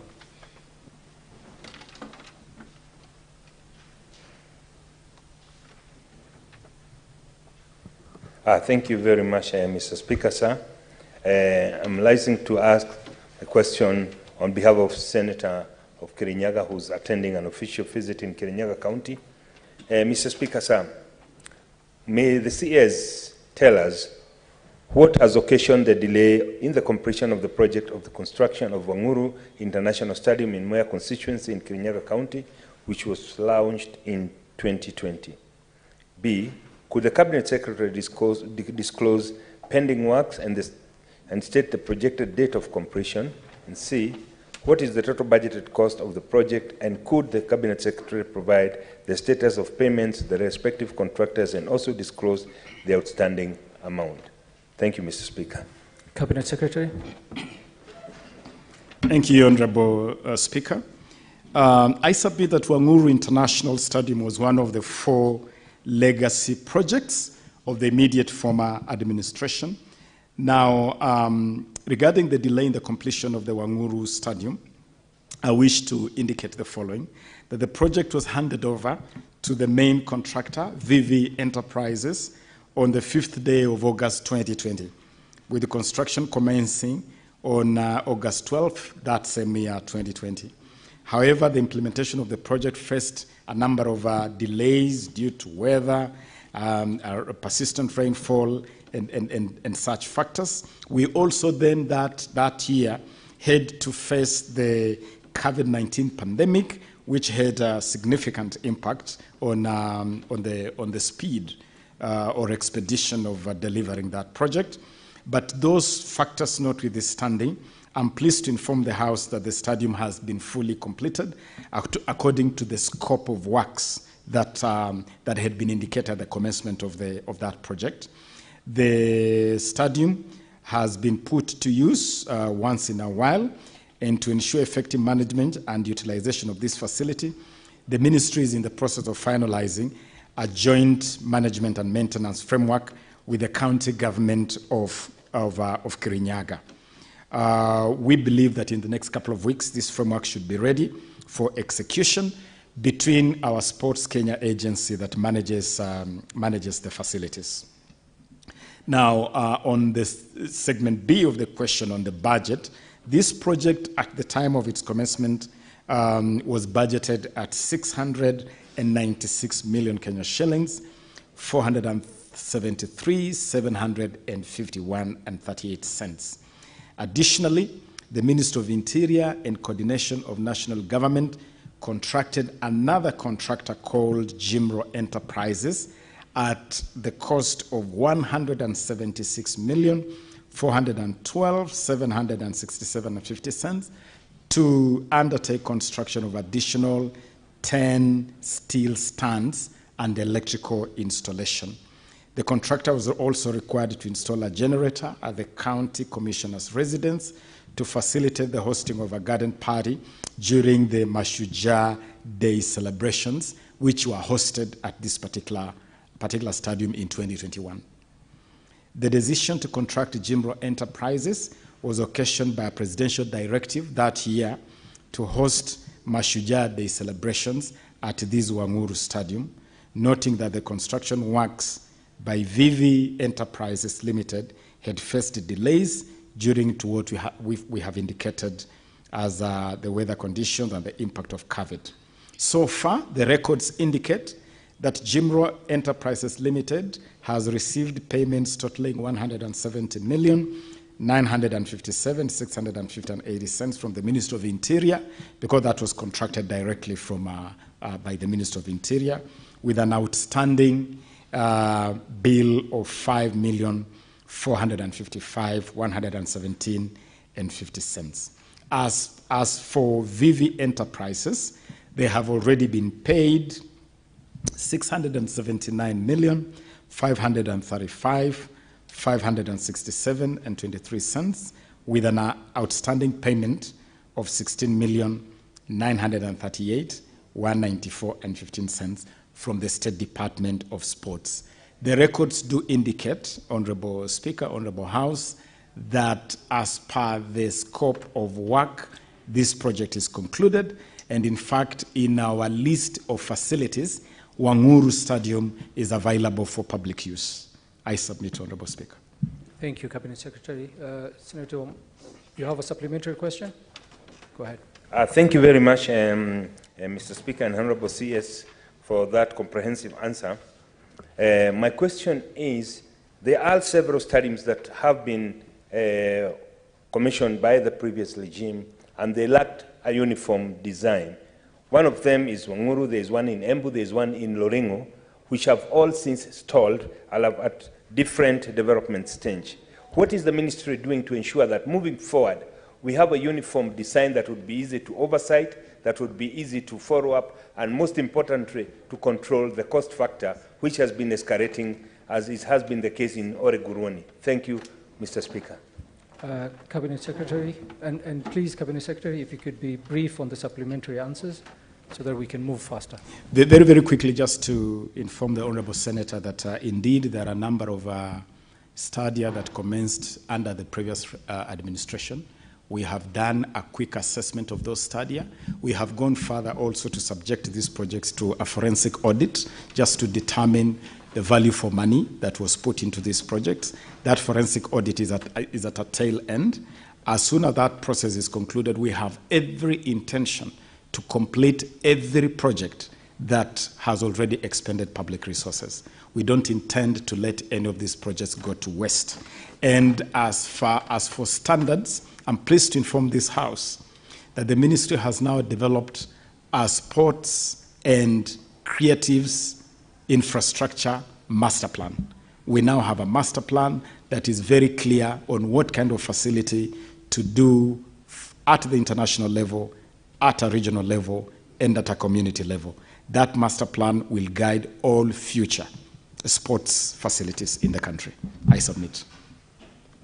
Thank you, Cabinet Secretary. We'll move on to the question number 72 and 73, which is by the Senator for Kisii County, Senator Richard Wanyonka. Senator Mbugua, on his behalf, you can ask the question. Thank you, Mr. Speaker. I rise to ask question number 72 on behalf of the distinguished Senator for Kisii, the Honorable Senator Richard Wanyonka. A, what was the total amount of money utilized by the government in organizing and hosting the 2023 World Rally Championship Safari Rally event?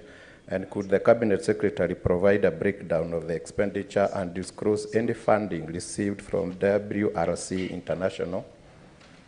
And B, could the Cabinet Secretary provide details of the audit findings of the Office of the Auditor General on the utilization of public funds in organizing and hosting the WRC Safari Rally? And C, are there any outstanding bills related to the WRC Safari Rally? And if so, could the Cabinet Secretary provide information of the nature of the bills and the projected timelines for their settlement? Thank you, Speaker. Senator Mbugua, proceed with the next question as well so that the CS can tackle both.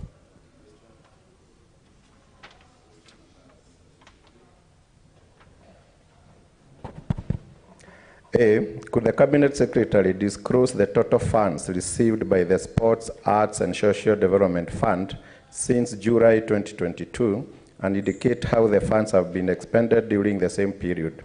And B, could the Cabinet Secretary provide a list of all the stakeholders, organizations and individuals that have benefited from the grants from the fund, stating the specific purposes for which these funds were allocated to each recipient? Thank you. Cabinet Secretary, please proceed. Thank you, Honorable Speaker. Straight away to question 772. The WRC Safari Rally is a special project established by Gazette Notice. The 2023 budget for the WRC Safari Rally was Kenya shillings 1,486,000,000 369, 782, broken down as follows. The Sports, Arts and Social Development Fund was to provide 1,341,369,782, sponsorship from the Kenya Commercial Bank of 100 million, and TV licenses amounting to 45 million. It's important for this Honorable House to note that the 2022 budget, the previous year, for this event was 2.5 billion. And we made effort right from the outset when we took office to cut this budget significantly, and we reduced this budget by close to 1.1 billion shillings, from 2.5 billion to 1.486 billion. The preliminary report from the WRC Safari Rally Project Secretariat indicates that the 2023 budget of 1.48 billion was utilized as follows. And I have provided a summary, Honorable Speaker. I have provided a table where we spent 487,200,000 to the WRC promoter. Normally you pay a subscription fee to the promoter, and so from that budget, 487,200,000 was wired direct to the promoter. The steering and local organizing committee and the secretariat utilized 228,810,692. The event hosting, the actual budget for the event was 770,359,90 shillings. Honorable Speaker, the same preliminary report, I'm calling it a preliminary report because it's under review by the ministry, from the WRC Safari Rally Project Secretariat, indicates that there was an over-expenditure of 272,288,582. The ministry has received this preliminary report and is subjecting it to verification for further action. The same preliminary report from the project secretariat indicates that there are pending bills totaling to 38,762,13 shillings. And we have provided details of those pending bills that is annexed to my submission as Annex C. The ministry is subjecting this report to verification for further necessary action. All returns from the WRC Safari Rally project will be subjected to audit and the reports made public. And that will be done soon as the ministry concludes the verification exercise that is currently ongoing. Honorable Speaker, I submit. Cabinet Secretary, there was question number 73 as well. Straight on to question number 73, Honorable Speaker. We have provided a table, we have tabulated the funds that have flown into the Sports, Arts and Social Development Fund from July 2022. And Honorable Speaker, the tabulation runs from July 2022 to June 2023. And that whole figure in that table with full details provided totals up to 10,427,518,883. The board that manages this fund has approved funding as detailed in Annexure D, but just as a breakdown, 4.7 billion has been disbursed for the promotion and development of sports. 885 million has been disbursed for social development, including the promotion of universal health care. 886 million has been disbursed for the promotion of the arts.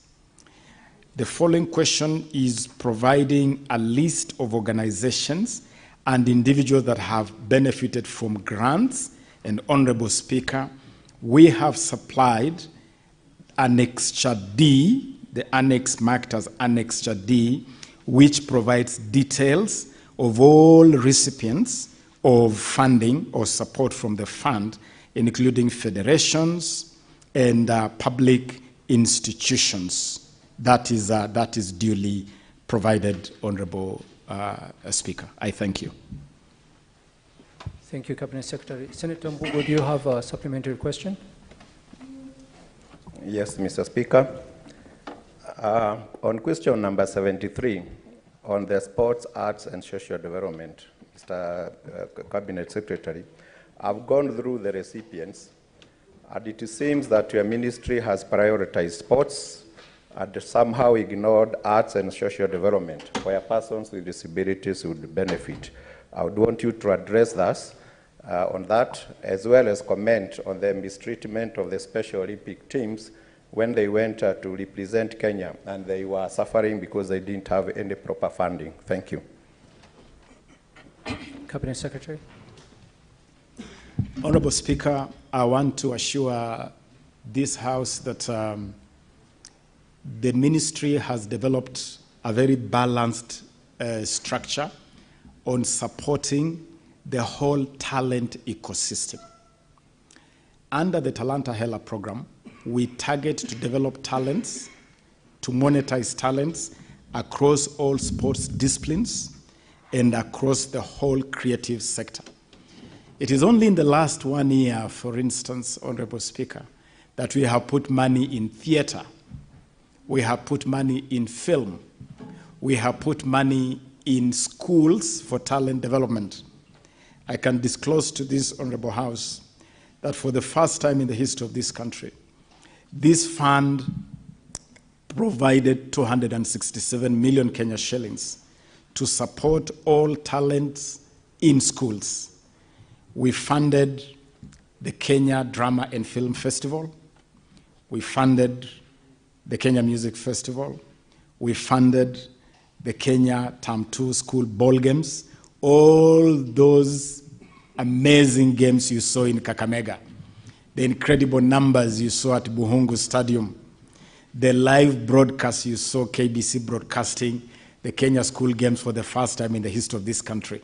It was because of the funding of 267 million shillings from this fund to support that talent development.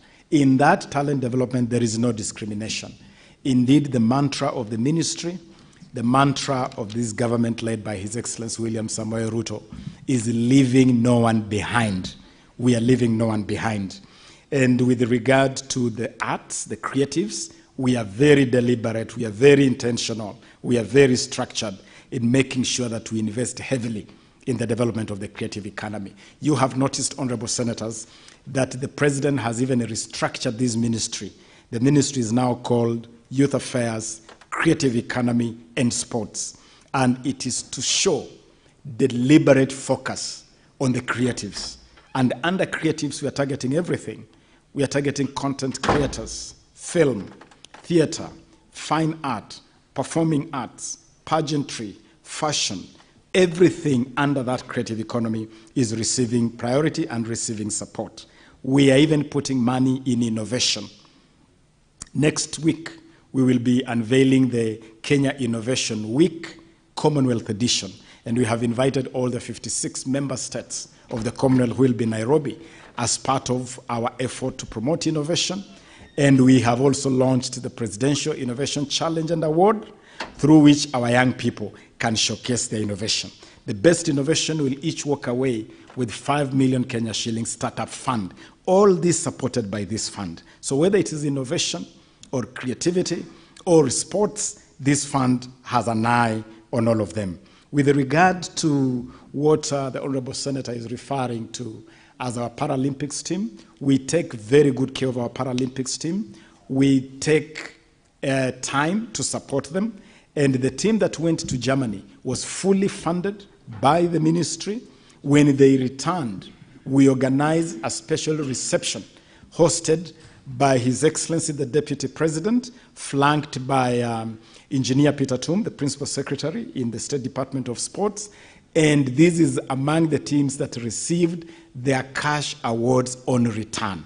They received their cash awards immediately.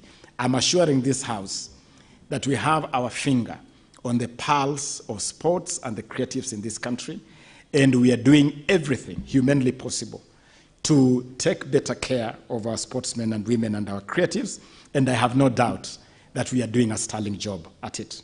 I submit, Honourable Speaker.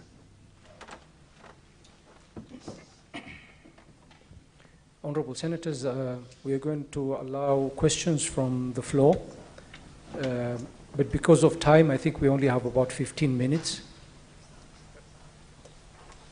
For the convenience of this House, I will use order number 34 to extend so that we can go up to 1:15 to ask the questions. I would urge the senators that I call to be very brief with your questions because there are many senators who want to ask questions. Senator Mohamed Chute. Thank you very much, Honourable Speaker. I'll be very brief. Let me first of all take this opportunity to thank the Minister for his quick action. He flew to Marsabit to look at the stadium in Marsabit, and I think that matter is being sorted out. Yes. I would want, on behalf of Marsabit people, tell you thank you very much. Going back to my question, Mr. Speaker, in Marsabit we have 20 wards in Marsabit County, and each ward will be having tournaments in those wards. We have about 20 teams, about 6 teams in each ward. Mr. Speaker, what I wanted, the Minister knows very well, Marsabit is prone to banditry attacks and cattle rustling. Drug menace also is there, Mira and so many things. And I would want to know what the Minister can do to finance those tournaments. And if he's saying yes, who shall we talk to so that we can expedite so that the tournaments can be started as quickly as possible. Thank you very much, Honourable Speaker. Thank you, Senator. We'll take another question and the CS can answer 2 questions at a time. Senator Edwin Sifuna. Thank you, Speaker. It's nice to see my good friend, Honourable Ababu Namwamba, who, as you know, is my predecessor as the SG of ODM. And although he has once publicly denied knowing me, Kipetero, I still consider him a friend and political mentor. Bwana CS, in the run-up to the elections in 2017, the then Deputy President made a certain pronouncement on the status of the construction of 9 stadia. I know you have the list that includes Kamarin, the one in Wote, Moyale, Mombasa, Kisumu. Now recently, the country was awarded rights to host, together with our regional neighbors, the 2027 AFCON, which I must say I was pleasantly surprised, because I don't expect much from the current regime. But I was pleasantly surprised that we won that hosting rights. I want to know, now that we got the hosting rights and you announced construction of other stadia for that particular tournament, is it the position of this government that the 9 stadia that were listed, including Kamarin, Wote, Moyale, and the others, are no longer priority for this government and they are not going to be built to the international standards that were promised back then? Thank you, Senator. Cabinet Secretary, if you can tackle the 2 questions. Thank you, Honourable Speaker. Thank you, Honourable Senator Chute. I can assure you that we were very happy to come to Marsabit. We had a good time. Thank you for being such a fantastic host to us, together the governor and the leaders of Marsabit. And I'm assuring you that we have made all arrangements necessary to complete Marsabit Stadium. We are really looking forward to complete the works and coming to open Marsabit Stadium. As regards the competitions in the wards, yes, I do agree that Marsabit is among those counties. First of all, Marsabit is an amazing county, beautiful county. It's the cradle of humankind, but it has really not been integrated fully in the talent development program of this country. And I'm pleased to inform you that the Talanta Hela Inter-County program that targets under 19 sports men and women, both boys and girls, will be the answer to this program. And we'll be very happy to sit down with yourself, Senator, through the Principal Secretary, Engineer Peter Tum, who is right here with me, to work out programs how Marsabit can take full advantage of this program. My very good friend and brother and successor as ODM Secretary General is Senator Edwin Sifuna. Of course, I do know you, Senator, through the chair. And Senator, congratulations for the good work you're doing as Secretary General of ODM. I want to assure you, Senator, that this current regime will surprise you big time, pleasantly, by performing beyond your wildest expectation. We have our finger right on the desires of the people of Kenya, and we have a president who is not afraid to lead right from the front, both at home and away, as you saw in the European Parliament just 2 days ago. Quickly to the two questions, Honorable Speaker. The stadia that His Excellency President William Ruto made a pronouncement on, stadia that started but then stalled. They include this Marsabit Stadium that we were in Marsabit to inspect. They include Wote in Makueni. They include Camarin. I want to report to this House that we have visited all the 9 stadia. We have made an assessment of what needs to be done, and I'm assuring this House that completion of these 9 stadia is a top priority for the ministry and for this administration. And so our AFCON commitments notwithstanding, we have placed a priority on completion of this stadia. And just to assure this House also that we have every intention to spread the benefits of international competitions across the country. This Saturday, the 25th, we will be flagging off the CECAFA Under-18 football tournament, bringing together 8 countries across the CECAFA region. And this tournament is being hosted in Kisumu and Kakamega. We have also won the rights to host CHAN, the CHAN Championship, which will be hosted in Nairobi and Kakamega. Right now, the Talanta Hela inter-county playoffs are happening in Nyeri.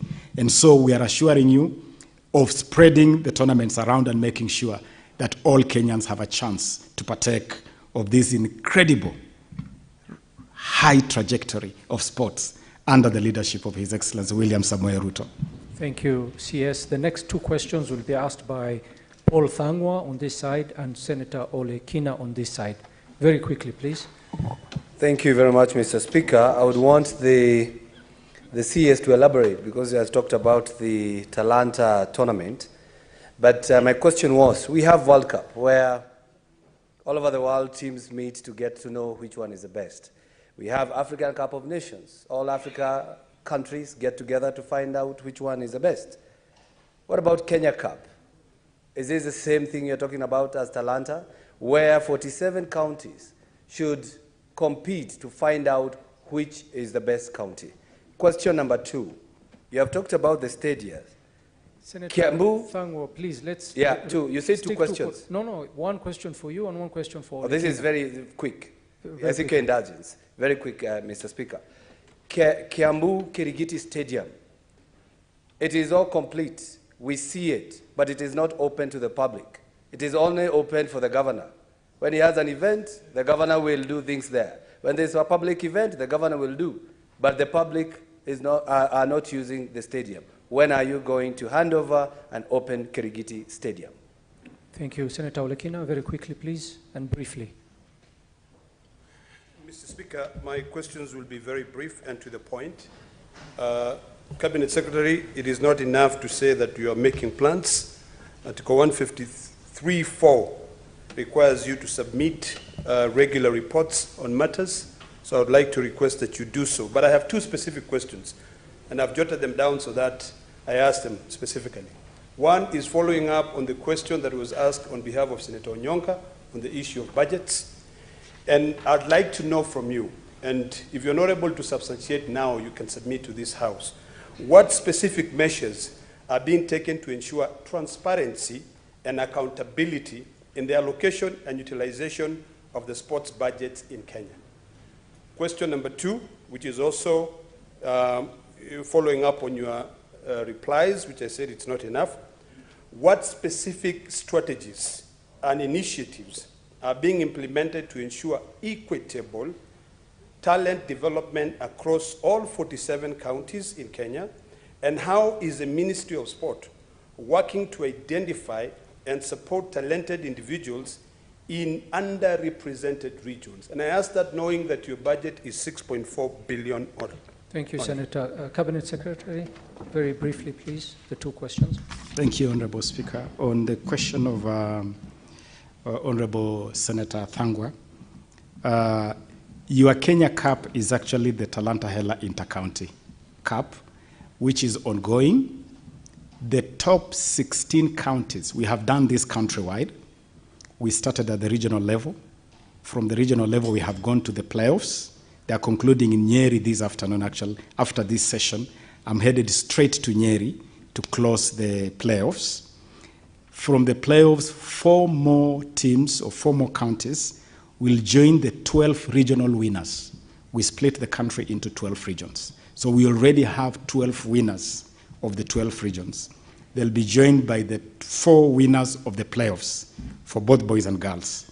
And we are going to have our own County World Cup, starting on the 3rd of December to the 12th. The finals will be the showstopper at Jamhuri Day, graced by His Excellency the President himself. So that is really something we are developing in that regard. Kirigiti Stadium in Kiambu is one of our top facilities, constructed and completed. There are certain things that need to be sorted around Kirigiti, and I can inform you really that as we close a number of stadia for preparation for AFCON, Kirigiti has been lined up to be among the stadia that is going to be very, very active, while the rest are closed for AFCON. And once the pending issues are sorted out, including the issue of the track, when they constructed Kirigiti, they used tarmac, they used bitumen on the track, which really was not the right thing to do. And it needs to be removed so that you can have the right material on the track. Once all that is done, Kirigiti will be made available for use by the public. That I can assure you. Honorable Senator Olekina, I want to make a commitment of providing regular reports. Indeed, we will start by our scorecard for the last 1 year. When we submit the extra information we have committed to submit, we'll also include a record of our scorecard for the last 1 year to inform the House of what we have been able to do in the last 1 year. In terms of measures taken on transparency, we have been very deliberate. We have become very thorough. I did inform this House, for instance, that in 2022, the Safari Rally project cost the Exchequer 2.5 billion. We refused to spend a similar amount. We reduced that budget by over 1 billion. And we were able to deliver a rally with a budget less 1 billion, which really tells you about our commitment to reduce budgets, to cut budgets. We have also made it very clear to federations that now they have to follow a procedure where you apply for resources according to the regulations of the sports fund, bring your application 6 months in advance. We are putting together a team to do proper screening of budgets. Among the requirements we have placed on the federations is that if you have any extra funding, if you have any sponsorship, you have to disclose it. And I'm assuring this House that on the question of transparency, on accountability, there is absolutely no compromise. And finally, on equity, the equity really is our Talanta Hela initiative. And it is an initiative which is both physical and virtual. Honorable Speaker, through you, Senator Olekina can go to his Google App Store right now and search Talanta Hela app. Download that app. Any child or any youth in Narok County who believes they can do football, rugby, anything. It's okay. There's no engagement. Yes, I'm informing that it's a platform that we have provided that even if you are in the remotest part of this country, you can interact with this program and you can pick your talent. Thank you. But we are also sending scouts physically to those places where we may have challenges with access to this app. We will send scouts physically, and we are recruiting some of our top legends from the past to play this role of scouts. I submit. Thank you, Cabinet Secretary. The last two questions will be asked by Senator Tabitha on this side and Senator Mazayo on this side. Very, very quickly, please. Thank you, Mr. Speaker. And let me start appreciating the Honorable Waziri for the great job that you're doing. But just to narrow it, Bwana Waziri, as far as Talanta Hela is concerned, in the 47 counties, do you have a data of how many talents you've been able to create in each and every county, in each and every constituency? And lastly, Mr. Speaker, I'm a member of the Finance Committee. I've been able to look at the feedback that you've given on what Honorable Senator Onyonka had asked in regards to the budget of the WSR. And looking at the budget, you've talked about a cut with 1 billion. Then which makes me ask you, what was the benefit, either directly or indirectly, for the people of Kenya after this rally took place? And as you say that you did cut a budget, your report indicates very clearly that you have pending bills, which is a very big animal in this country. Then how do you justify reducing the budget is 1 billion, and mark you still have pending bills for Kenyans in this country? Thank you, Mr. Speaker. Senator Stewart Mazayo, very quickly, please. Asante Bwana Spika. Bwana Spika, swali langu ni mawili hivi kwa waziri wa michezo.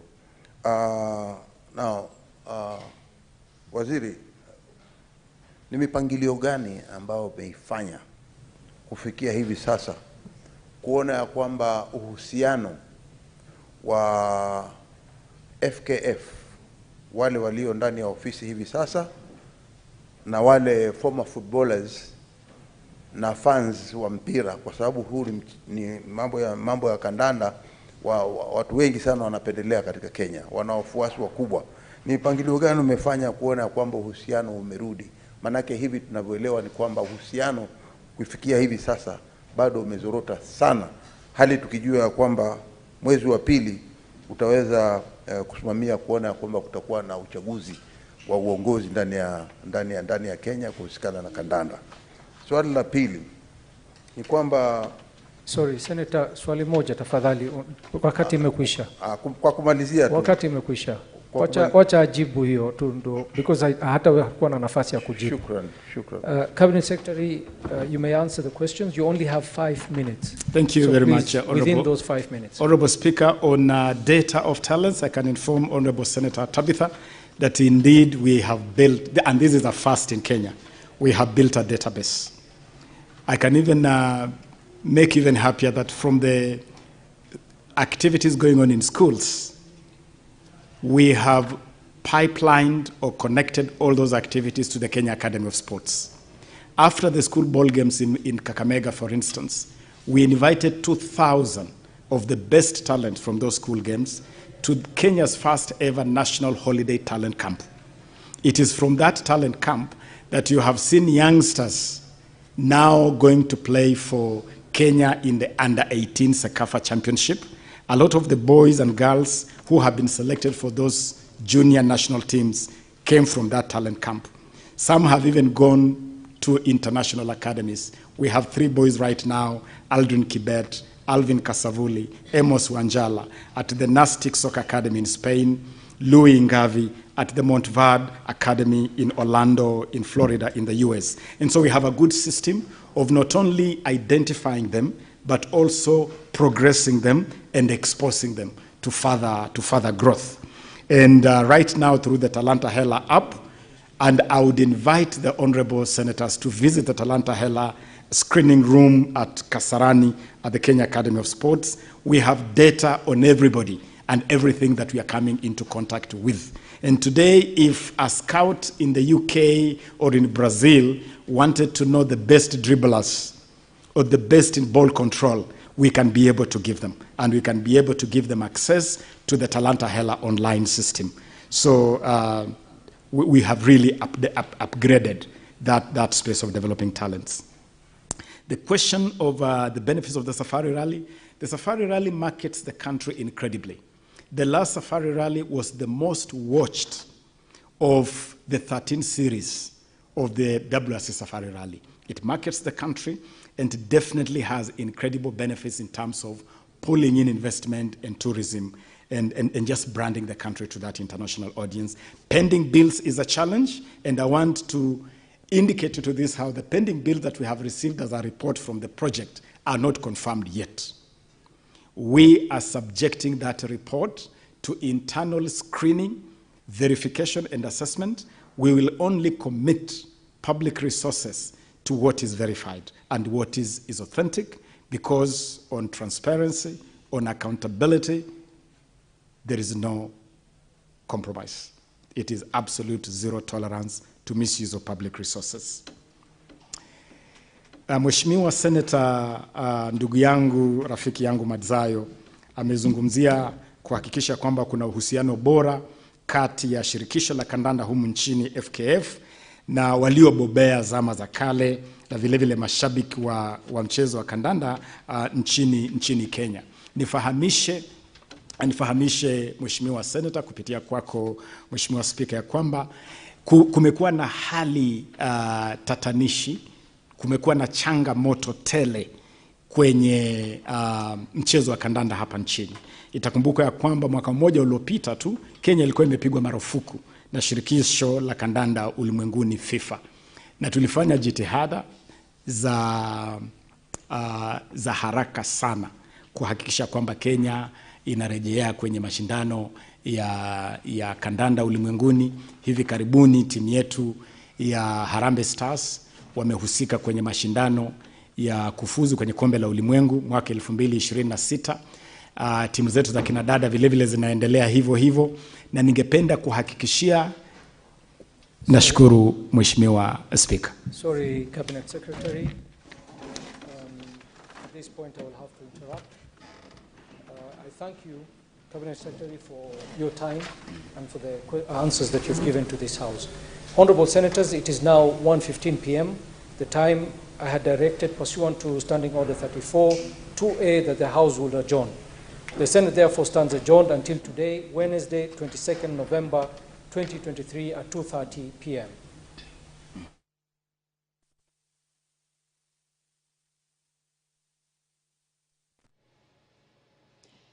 Naam, mtazamaji, kikao cha asubuhi cha bunge la Seneti kimefikia kikomo, na nikirejelea tu machache kuhusu yaliyojiri. Naibu wa Spika Senator Kathuri Murungi alianzisha na kuendesha kikao. Hapo baadaye alimkabidhi usukani Spika wa muda Senator Abdul Haji, ambaye sasa ndiye amekamilisha kikao. Naam, waziri wa barabara na usafiri alifika mbele ya bunge la Seneti akakabiliana na maswali kutoka kwa Senator Mwenda Gataya Mofaya, Senator Tobiko, Senator Dr. Halware na Senator Tabitha Mutinda. Vile vile maswali kutoka kwa Senator Thangwa na wengine wengi. Na katika kujibu maswali, waziri Murkomen aliangazia ujenzi wa barabara mbalimbali humu nchini, na pia akaangazia zaidi kuhusu uwanja wa ndege wa kimataifa wa Jomo Kenyatta. Waziri wa michezo na masuala ya vijana pia alifika mbele ya bunge la Seneti, naye alipewa muda wa kutosha na akakabiliana na maswali kutoka kwa Senator Cheptumo, Senator Murango, Senator Olekina, Senator Tabitha Mutinda na maseneta wengine wengi. Waziri aliangazia kwa kina kuhusu kambi za mazoezi kwa wanariadha, dimba la Talanta Hela, na hapo baadaye pia akaangazia mbio za magari, yani safari rally. Na baada ya waziri Namwamba kujibu maswali, basi kikao kilifikia mwisho. Kati ya mawaziri watatu ambao tuliwatarajia hivi leo, wawili waliweza kufika. Hao ni Mheshimiwa Murkomen na Mheshimiwa Ababu Namwamba. Na mtazamaji, iwapo ulipitwa na yaliyojiri katika kikao hiki, tafadhali fanya hima utazame kwa tovuti ya YouTube. Unaweza pia kupata nakala ya Hansard kutoka kwa tovuti ya bunge la Kenya www.parliament.go.ke na upate kusoma mengi zaidi. Kumbuka matangazo haya ya moja kwa moja yanaletwa kwako na kitengo cha utangazaji cha bunge, yani Parliamentary Broadcasting Unit, chini ya ushirikiano na KBC Channel 1. Kwa sasa sina la ziada. Hata hivyo, na kuomba usikose kikao cha alasiri kuanzia mwendo wa saa 8:30 hivi. Langu jina ni Busaka Litu. Kwa heri kwa sasa.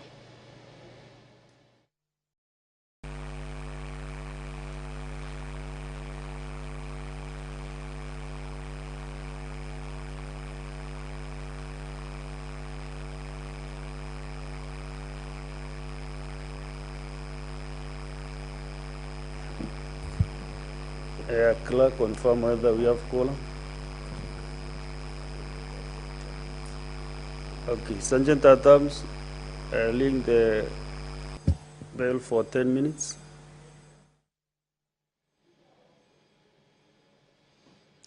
Naam, naibu wa spika la bunge la seneti amefika, ameomba, kisha ameuliza, je, akidi tunayo? Amejibiwa kwamba hakuna akidi. Kwa hivyo ameagiza kengele kukirizwa kwa muda, ameagiza kengele kukirizwa kwa muda wa dakika 10 hivi, ndiposa maseneta waingie katika bunge la seneti na kikao kianze. Naam, hapo awali kidogo mpenzi mtazamaji, nilikuwa nimekueleza kwamba leo ni siku ya Jumatano, basi tunawatarajia mawaziri kadha wa kadha.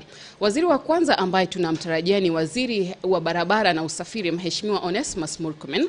Kisha tunamtarajia waziri wa fedha Profesa Njuguna Ndung'u. Waziri wa tatu ambaye anatarajiwa mbele ya bunge la seneti si mwingine ila waziri wa vijana na masuala ya spoti Mheshimiwa Ababu Namwamba. Naam, nikizidi kusonga mbele katika orodha ya mambo ambayo bunge la seneti linatarajiwa kuangalia, nambari 7 nikikurudisha nyuma kidogo ni wakati wa maswali na kauli. Tunamtarajia waziri Murkomen, waziri wa barabara na usafiri, naye atakabiliana na maswali kutoka kwa seneta Mwenda Gataya Mofaya. Huyu ni seneta wa Tharaka Nithi County.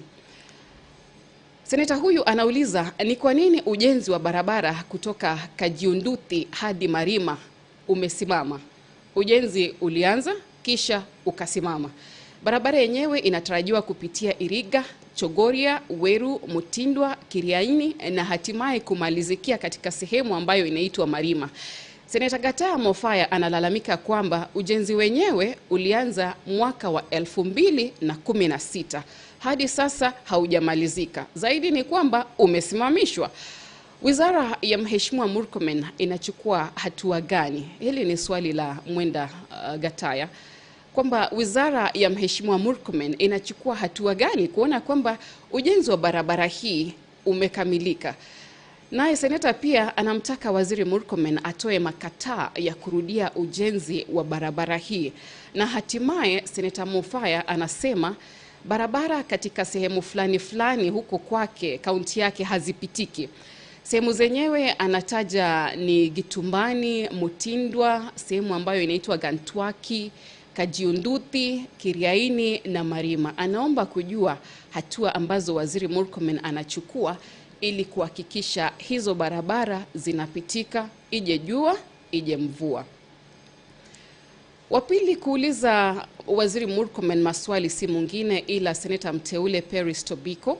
Anasema barabara ya Imaroro kuelekea Isara katika kaunti ya Kajiado haina matuta ya kudhibiti kasi ya magari. Matuta yanahitajika katika maeneo yenye soko, karibu na shule, kwenye daraja. Na anasema kwa sababu hakuna matuta, ajali za barabara zimekuwa nyingi sana. Je, kuna mipango yoyote ya kuweka matuta katika barabara hiyo? Ndilo swali ambalo seneta Tobiko anamuuliza waziri Murkomen. Swali lingine ni je, wizara ya barabara na usafiri ina mipango ya kuboresha barabara ya Isinya Konza? Iwapo hiyo mipango ipo, basi itaanza lini? Seneta James Murango na wa kaunti ya Kirinyaga ni mwingine ambaye anatarajiwa kumuuliza waziri Murkomen maswali, na anauliza je, wanakandarasi ambao wamepewa tenda ya ujenzi wa barabara katika kaunti ya Kirinyaga wamefanya miradi gani ya kijamii, yani corporate social responsibility CSR? Seneta Murango anaomba kwamba wanakandarasi hao kupitia kwa wizara ya elimu wafanye jitihada kuboresha miundombinu katika shule moja ya msingi na pia shule moja ya sekondari. Na swali lingine ni kuhusu ujenzi wa barabara inayotoka Mururi kuelekea sehemu ambayo inaitwa Kiumbu. Barabara hii anasema inapitia Urumandi, sehemu ambayo inaitwa Ngushui, Mahigaini, Nyamindi, Kianugu na hatimaye kumalizikia Kiumbu. Seneta Murango anataka kujua ni kwa nini ujenzi haujaanza ili hali mwanakandarasi alikwisha pewa tenda. Na tukisalia katika swala la barabara hiyo, seneta Murango anaomba kujua hali iko namna gani kuhusu tenda hiyo ambapo mwanakandarasi amechelewa kuanza kazi. Zaidi ni kwamba serikali kupitia Wizara ya Barabara na Ujenzi inachukua hatua gani kuona kwamba ujenzi huu unaanza mara moja na mwanakandarasi atachukua muda gani kukamilisha kazi katika barabara hii. Mpenzi mtazamaji, kengele inazidi kukirizwa. Maseneta kadha wa kadha wameweza kuingia katika bunge la Seneti. Baada ya muda usiokuwa mrefu kikao kitaanza, lakini nikizidi kusonga mbele, nikizidi kukueleza, seneta wa Kirinyaga atakapomaliza na maswali yake ataingia seneta wa Kakamega Dr. Boni Khalwale, naye pia ana maswali kwa waziri Murkomen. Yake ni kuhusu uwanja wa ndege wa Kakamega. Ni kwamba rais alitoa amri kwamba uwanja wa Kakamega unatakiwa kuboreshwa ili uwe uwanja wa kimataifa, yani Kakamega International Airport. Mtazamaji, mimi ni mzaliwa mji wa Kakamega na Senata Dr. Khalwale anaomba kujua iwapo serikali ya kaunti ya Kakamega ilitafuta maoni, yani public participation, kutoka kwa wananchi na kupata idhini kabla ya kuhamisha watu kutoka eneo hilo. Anaomba pia kujua, je, serikali ya kaunti imefanya nini ama imefanya uchunguzi wowote kuhusu thamani ya ardhi kwa minajili ya kufidia wananchi wote ambao wameathirika na mradi huu. Swali lake la mwisho, Dr. Khalwale anaomba kujua jitihada zozote ambazo serikali ambazo serikali imehusisha katika kuidhinisha hiyo amri ya rais ya kuboresha uwanja wa ndege wa Kakamega.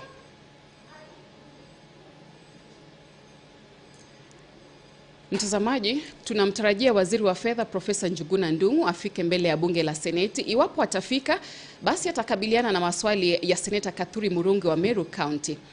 Kwanza ni kuhusu bima ya afya kitaifa NHIF. Seneta Murungi anaomba kujua ni kwa nini mgao wa fedha umechelewa kutoka kwa NHIF ama kutolewa kwa NHIF. Kisa hiki anasema kimesababisha sana kucheleweshwa kwa malipo katika hospitali mbalimbali. Seneta Kathuri anamwomba waziri wa fedha Njuguna Ndung'u atoe makataa ya tarehe ambapo mgao wa fedha utapeanwa kwa NHIF ili madeni yalipwe. Na je, serikali imeweka mikakati gani ama mikakati ipi kuhakikisha kwamba mgao huu unatolewa mara moja kabla ya NHIF kubadilishwa na kuwa SHIF, yani Social Health Insurance Fund? Na Profesa Njuguna Ndung'u iwapo atakuja atakabiliana na maswali kutoka kwa Seneta Momoima Richard Onyonka wa Kisii County. Seneta Onyonka anamwomba waziri wa fedha ajieleze kikamilifu kuhusu makubaliano baina ya serikali ya Kenya na mataifa ya Guba, yani Gulf countries. Mtazamaji, kumbuka yote haya ni kuhusu mafuta ya bei nafuu. Seneta Onyonka anamtaka waziri wa fedha aweke wazi makubaliano yote na masharti yote kuhusu swala hili la mafuta ya bei nafuu.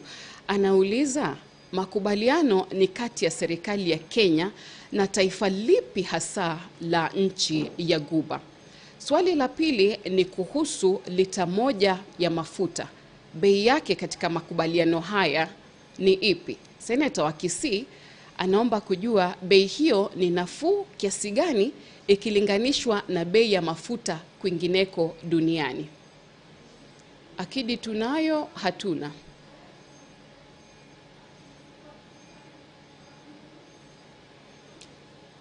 Bado akidi haijapatikana, kwa hivyo nazidi kusonga mbele. Naam, zaidi ni kwamba tangu makubaliano hayo yafanywe, serikali yetu imeokoa pesa zozote? Ndilo swali la Seneta Onyonka ambalo anamwelekezea waziri wa fedha. Hatimaye Seneta Onyonka anauliza, tangu hayo makubaliano ya serikali kwa serikali yafanywe, G2G, government to government, je, Kenya ina deni lolote? Na iwapo kuna deni, basi ni deni la shilingi ngapi? Na hatimaye deni lenyewe litachukua muda gani kulipa? Naam, bunge la Seneti pia linamtarajia waziri wa masuala ya vijana na michezo, Mheshimiwa Ababu Namwamba. Huyu naye atakabiliana na maswali kutoka kwa Seneta Cheptumo wa Baringo County. Seneta Cheptumo anamwomba waziri aweke wazi idadi ya kambi za mazoezi humu nchini. na sasa na hasa kaunti ya Elgeyo Marakwet. Zaidi ni kwamba kambi hizo zimesajiliwa.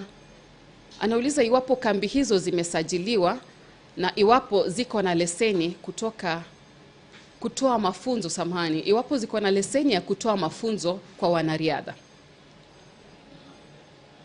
Seneta wa Baringo County pia ana swali la pili ambalo linalenga wanariadha kutoka mataifa ya kigeni. Wajua Kenya inasemekana inasemekana, ni wazi kwamba Kenya ina wanariadha wazuri sana.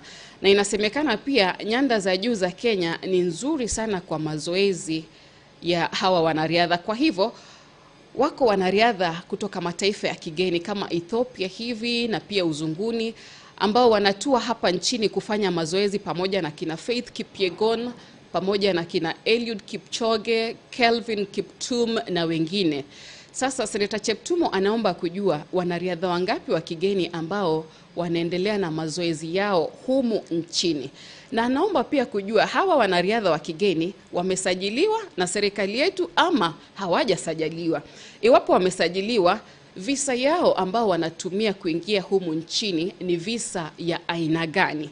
Na hatimaye Seneta Cheptumo anauliza iwapo serikali yetu ina mikakati yoyote kuona kwamba wanariadha wa Kenya wanapata mafunzo ya kisasa kwa wanariadha wa kigeni. Hatimaye anaomba kujua, je, serikali yetu inafanya nini kuona kwamba hawa wanariadha wanakuja hapa ndio, lakini wasije wakapiku wanariadha wa Kenya. Naam, tumepata akidi. Now, clerk, are we okay? So you link the column bell again for another 10 minutes.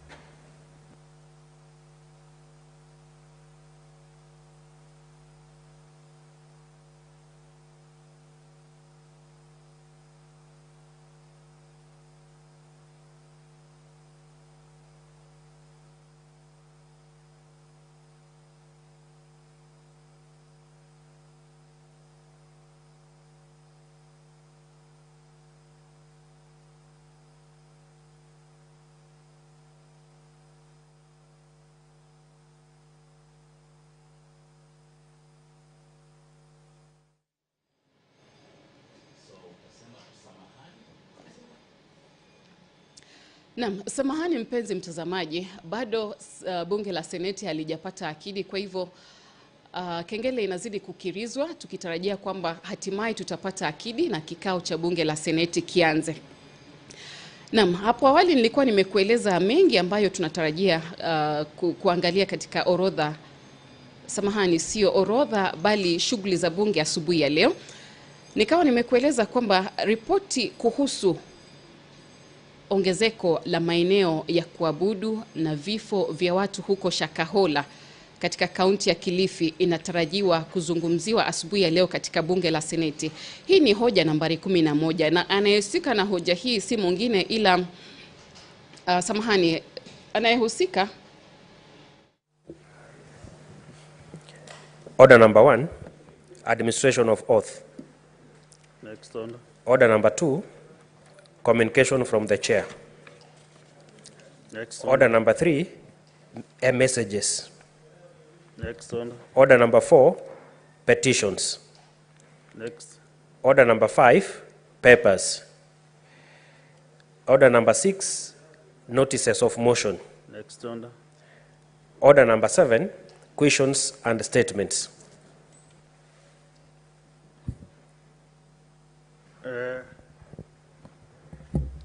Honorable Senators, today we have a number of questions from 2 cabinet secretaries. One starting with the cabinet secretary for transportation, roads, transportation, and public works. We have around 6 questions. So members, I understand the CS is in this building, and we have 6 questions to this CS. So, honorable members, I think we should really, because of time, if we give each question 20 minutes, you see that is almost 2 hours. So I wish to give him like 1.5 hours, up to 11, so that we can clear with him and get the other questions from the other CS for sports. So members, you limit your questions to the relevant question and maybe as few as possible to do the interventions. Well, there are so many questions, you can dispute yourselves to all the questions so that you can be able to ask the questions. So, Sanjay Datams, where is the CS?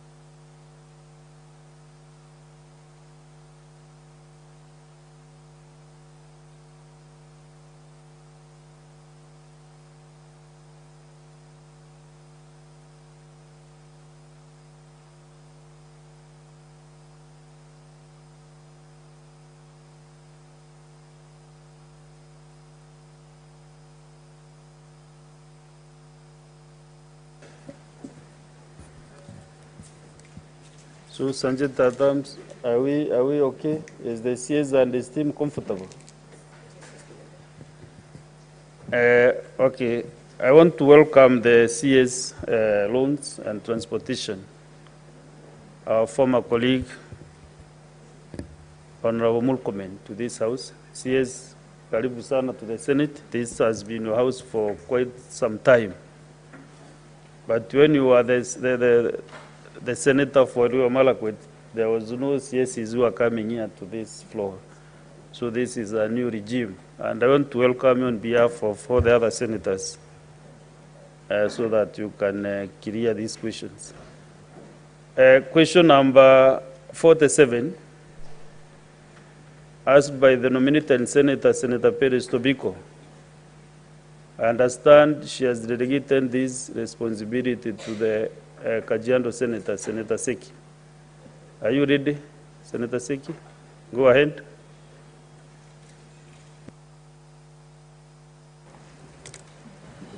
Thank you very much, Honorable Speaker. The question A, is the Cabinet Secretary aware of the absence of speed bumps at crucial locations along the route from Imaroro to Isara in Kajiado County, particularly around market centers, schools, and near bridges, which has contributed to numerous accidents in the area? B, are there plans to correct speed bumps strategically along routes, and if so, could the Cabinet Secretary indicate the timelines for the same? Honorable Speaker, I have question number 48. No, let's first clear with the 47. So the CS, that's your turn now to respond to the member.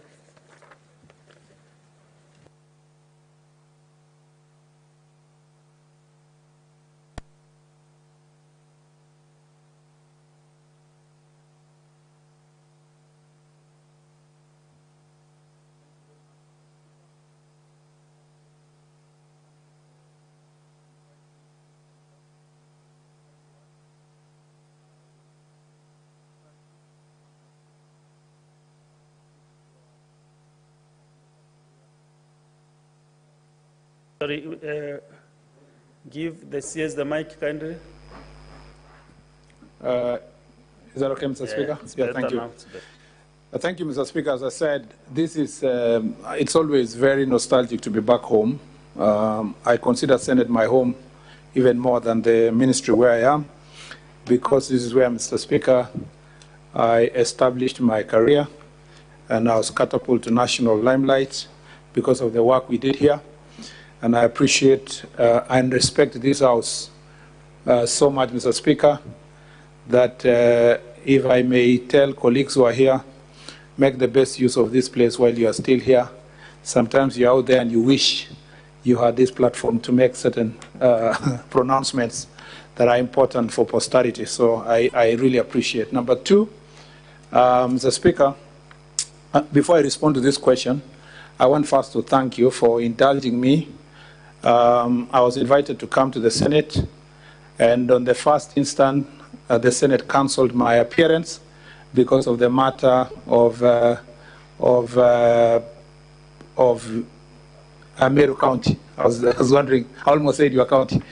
I agreed to the direction of the Senate, and therefore I did not appear. Last week, Mr. Speaker, I was asked to appear before the Senate, and in consultation with the Speaker, I was asked to be here at 12 noon. Mr. Speaker, I was here 5 minutes to 12, and I was told that the Senate, in its own wisdom, had decided that I should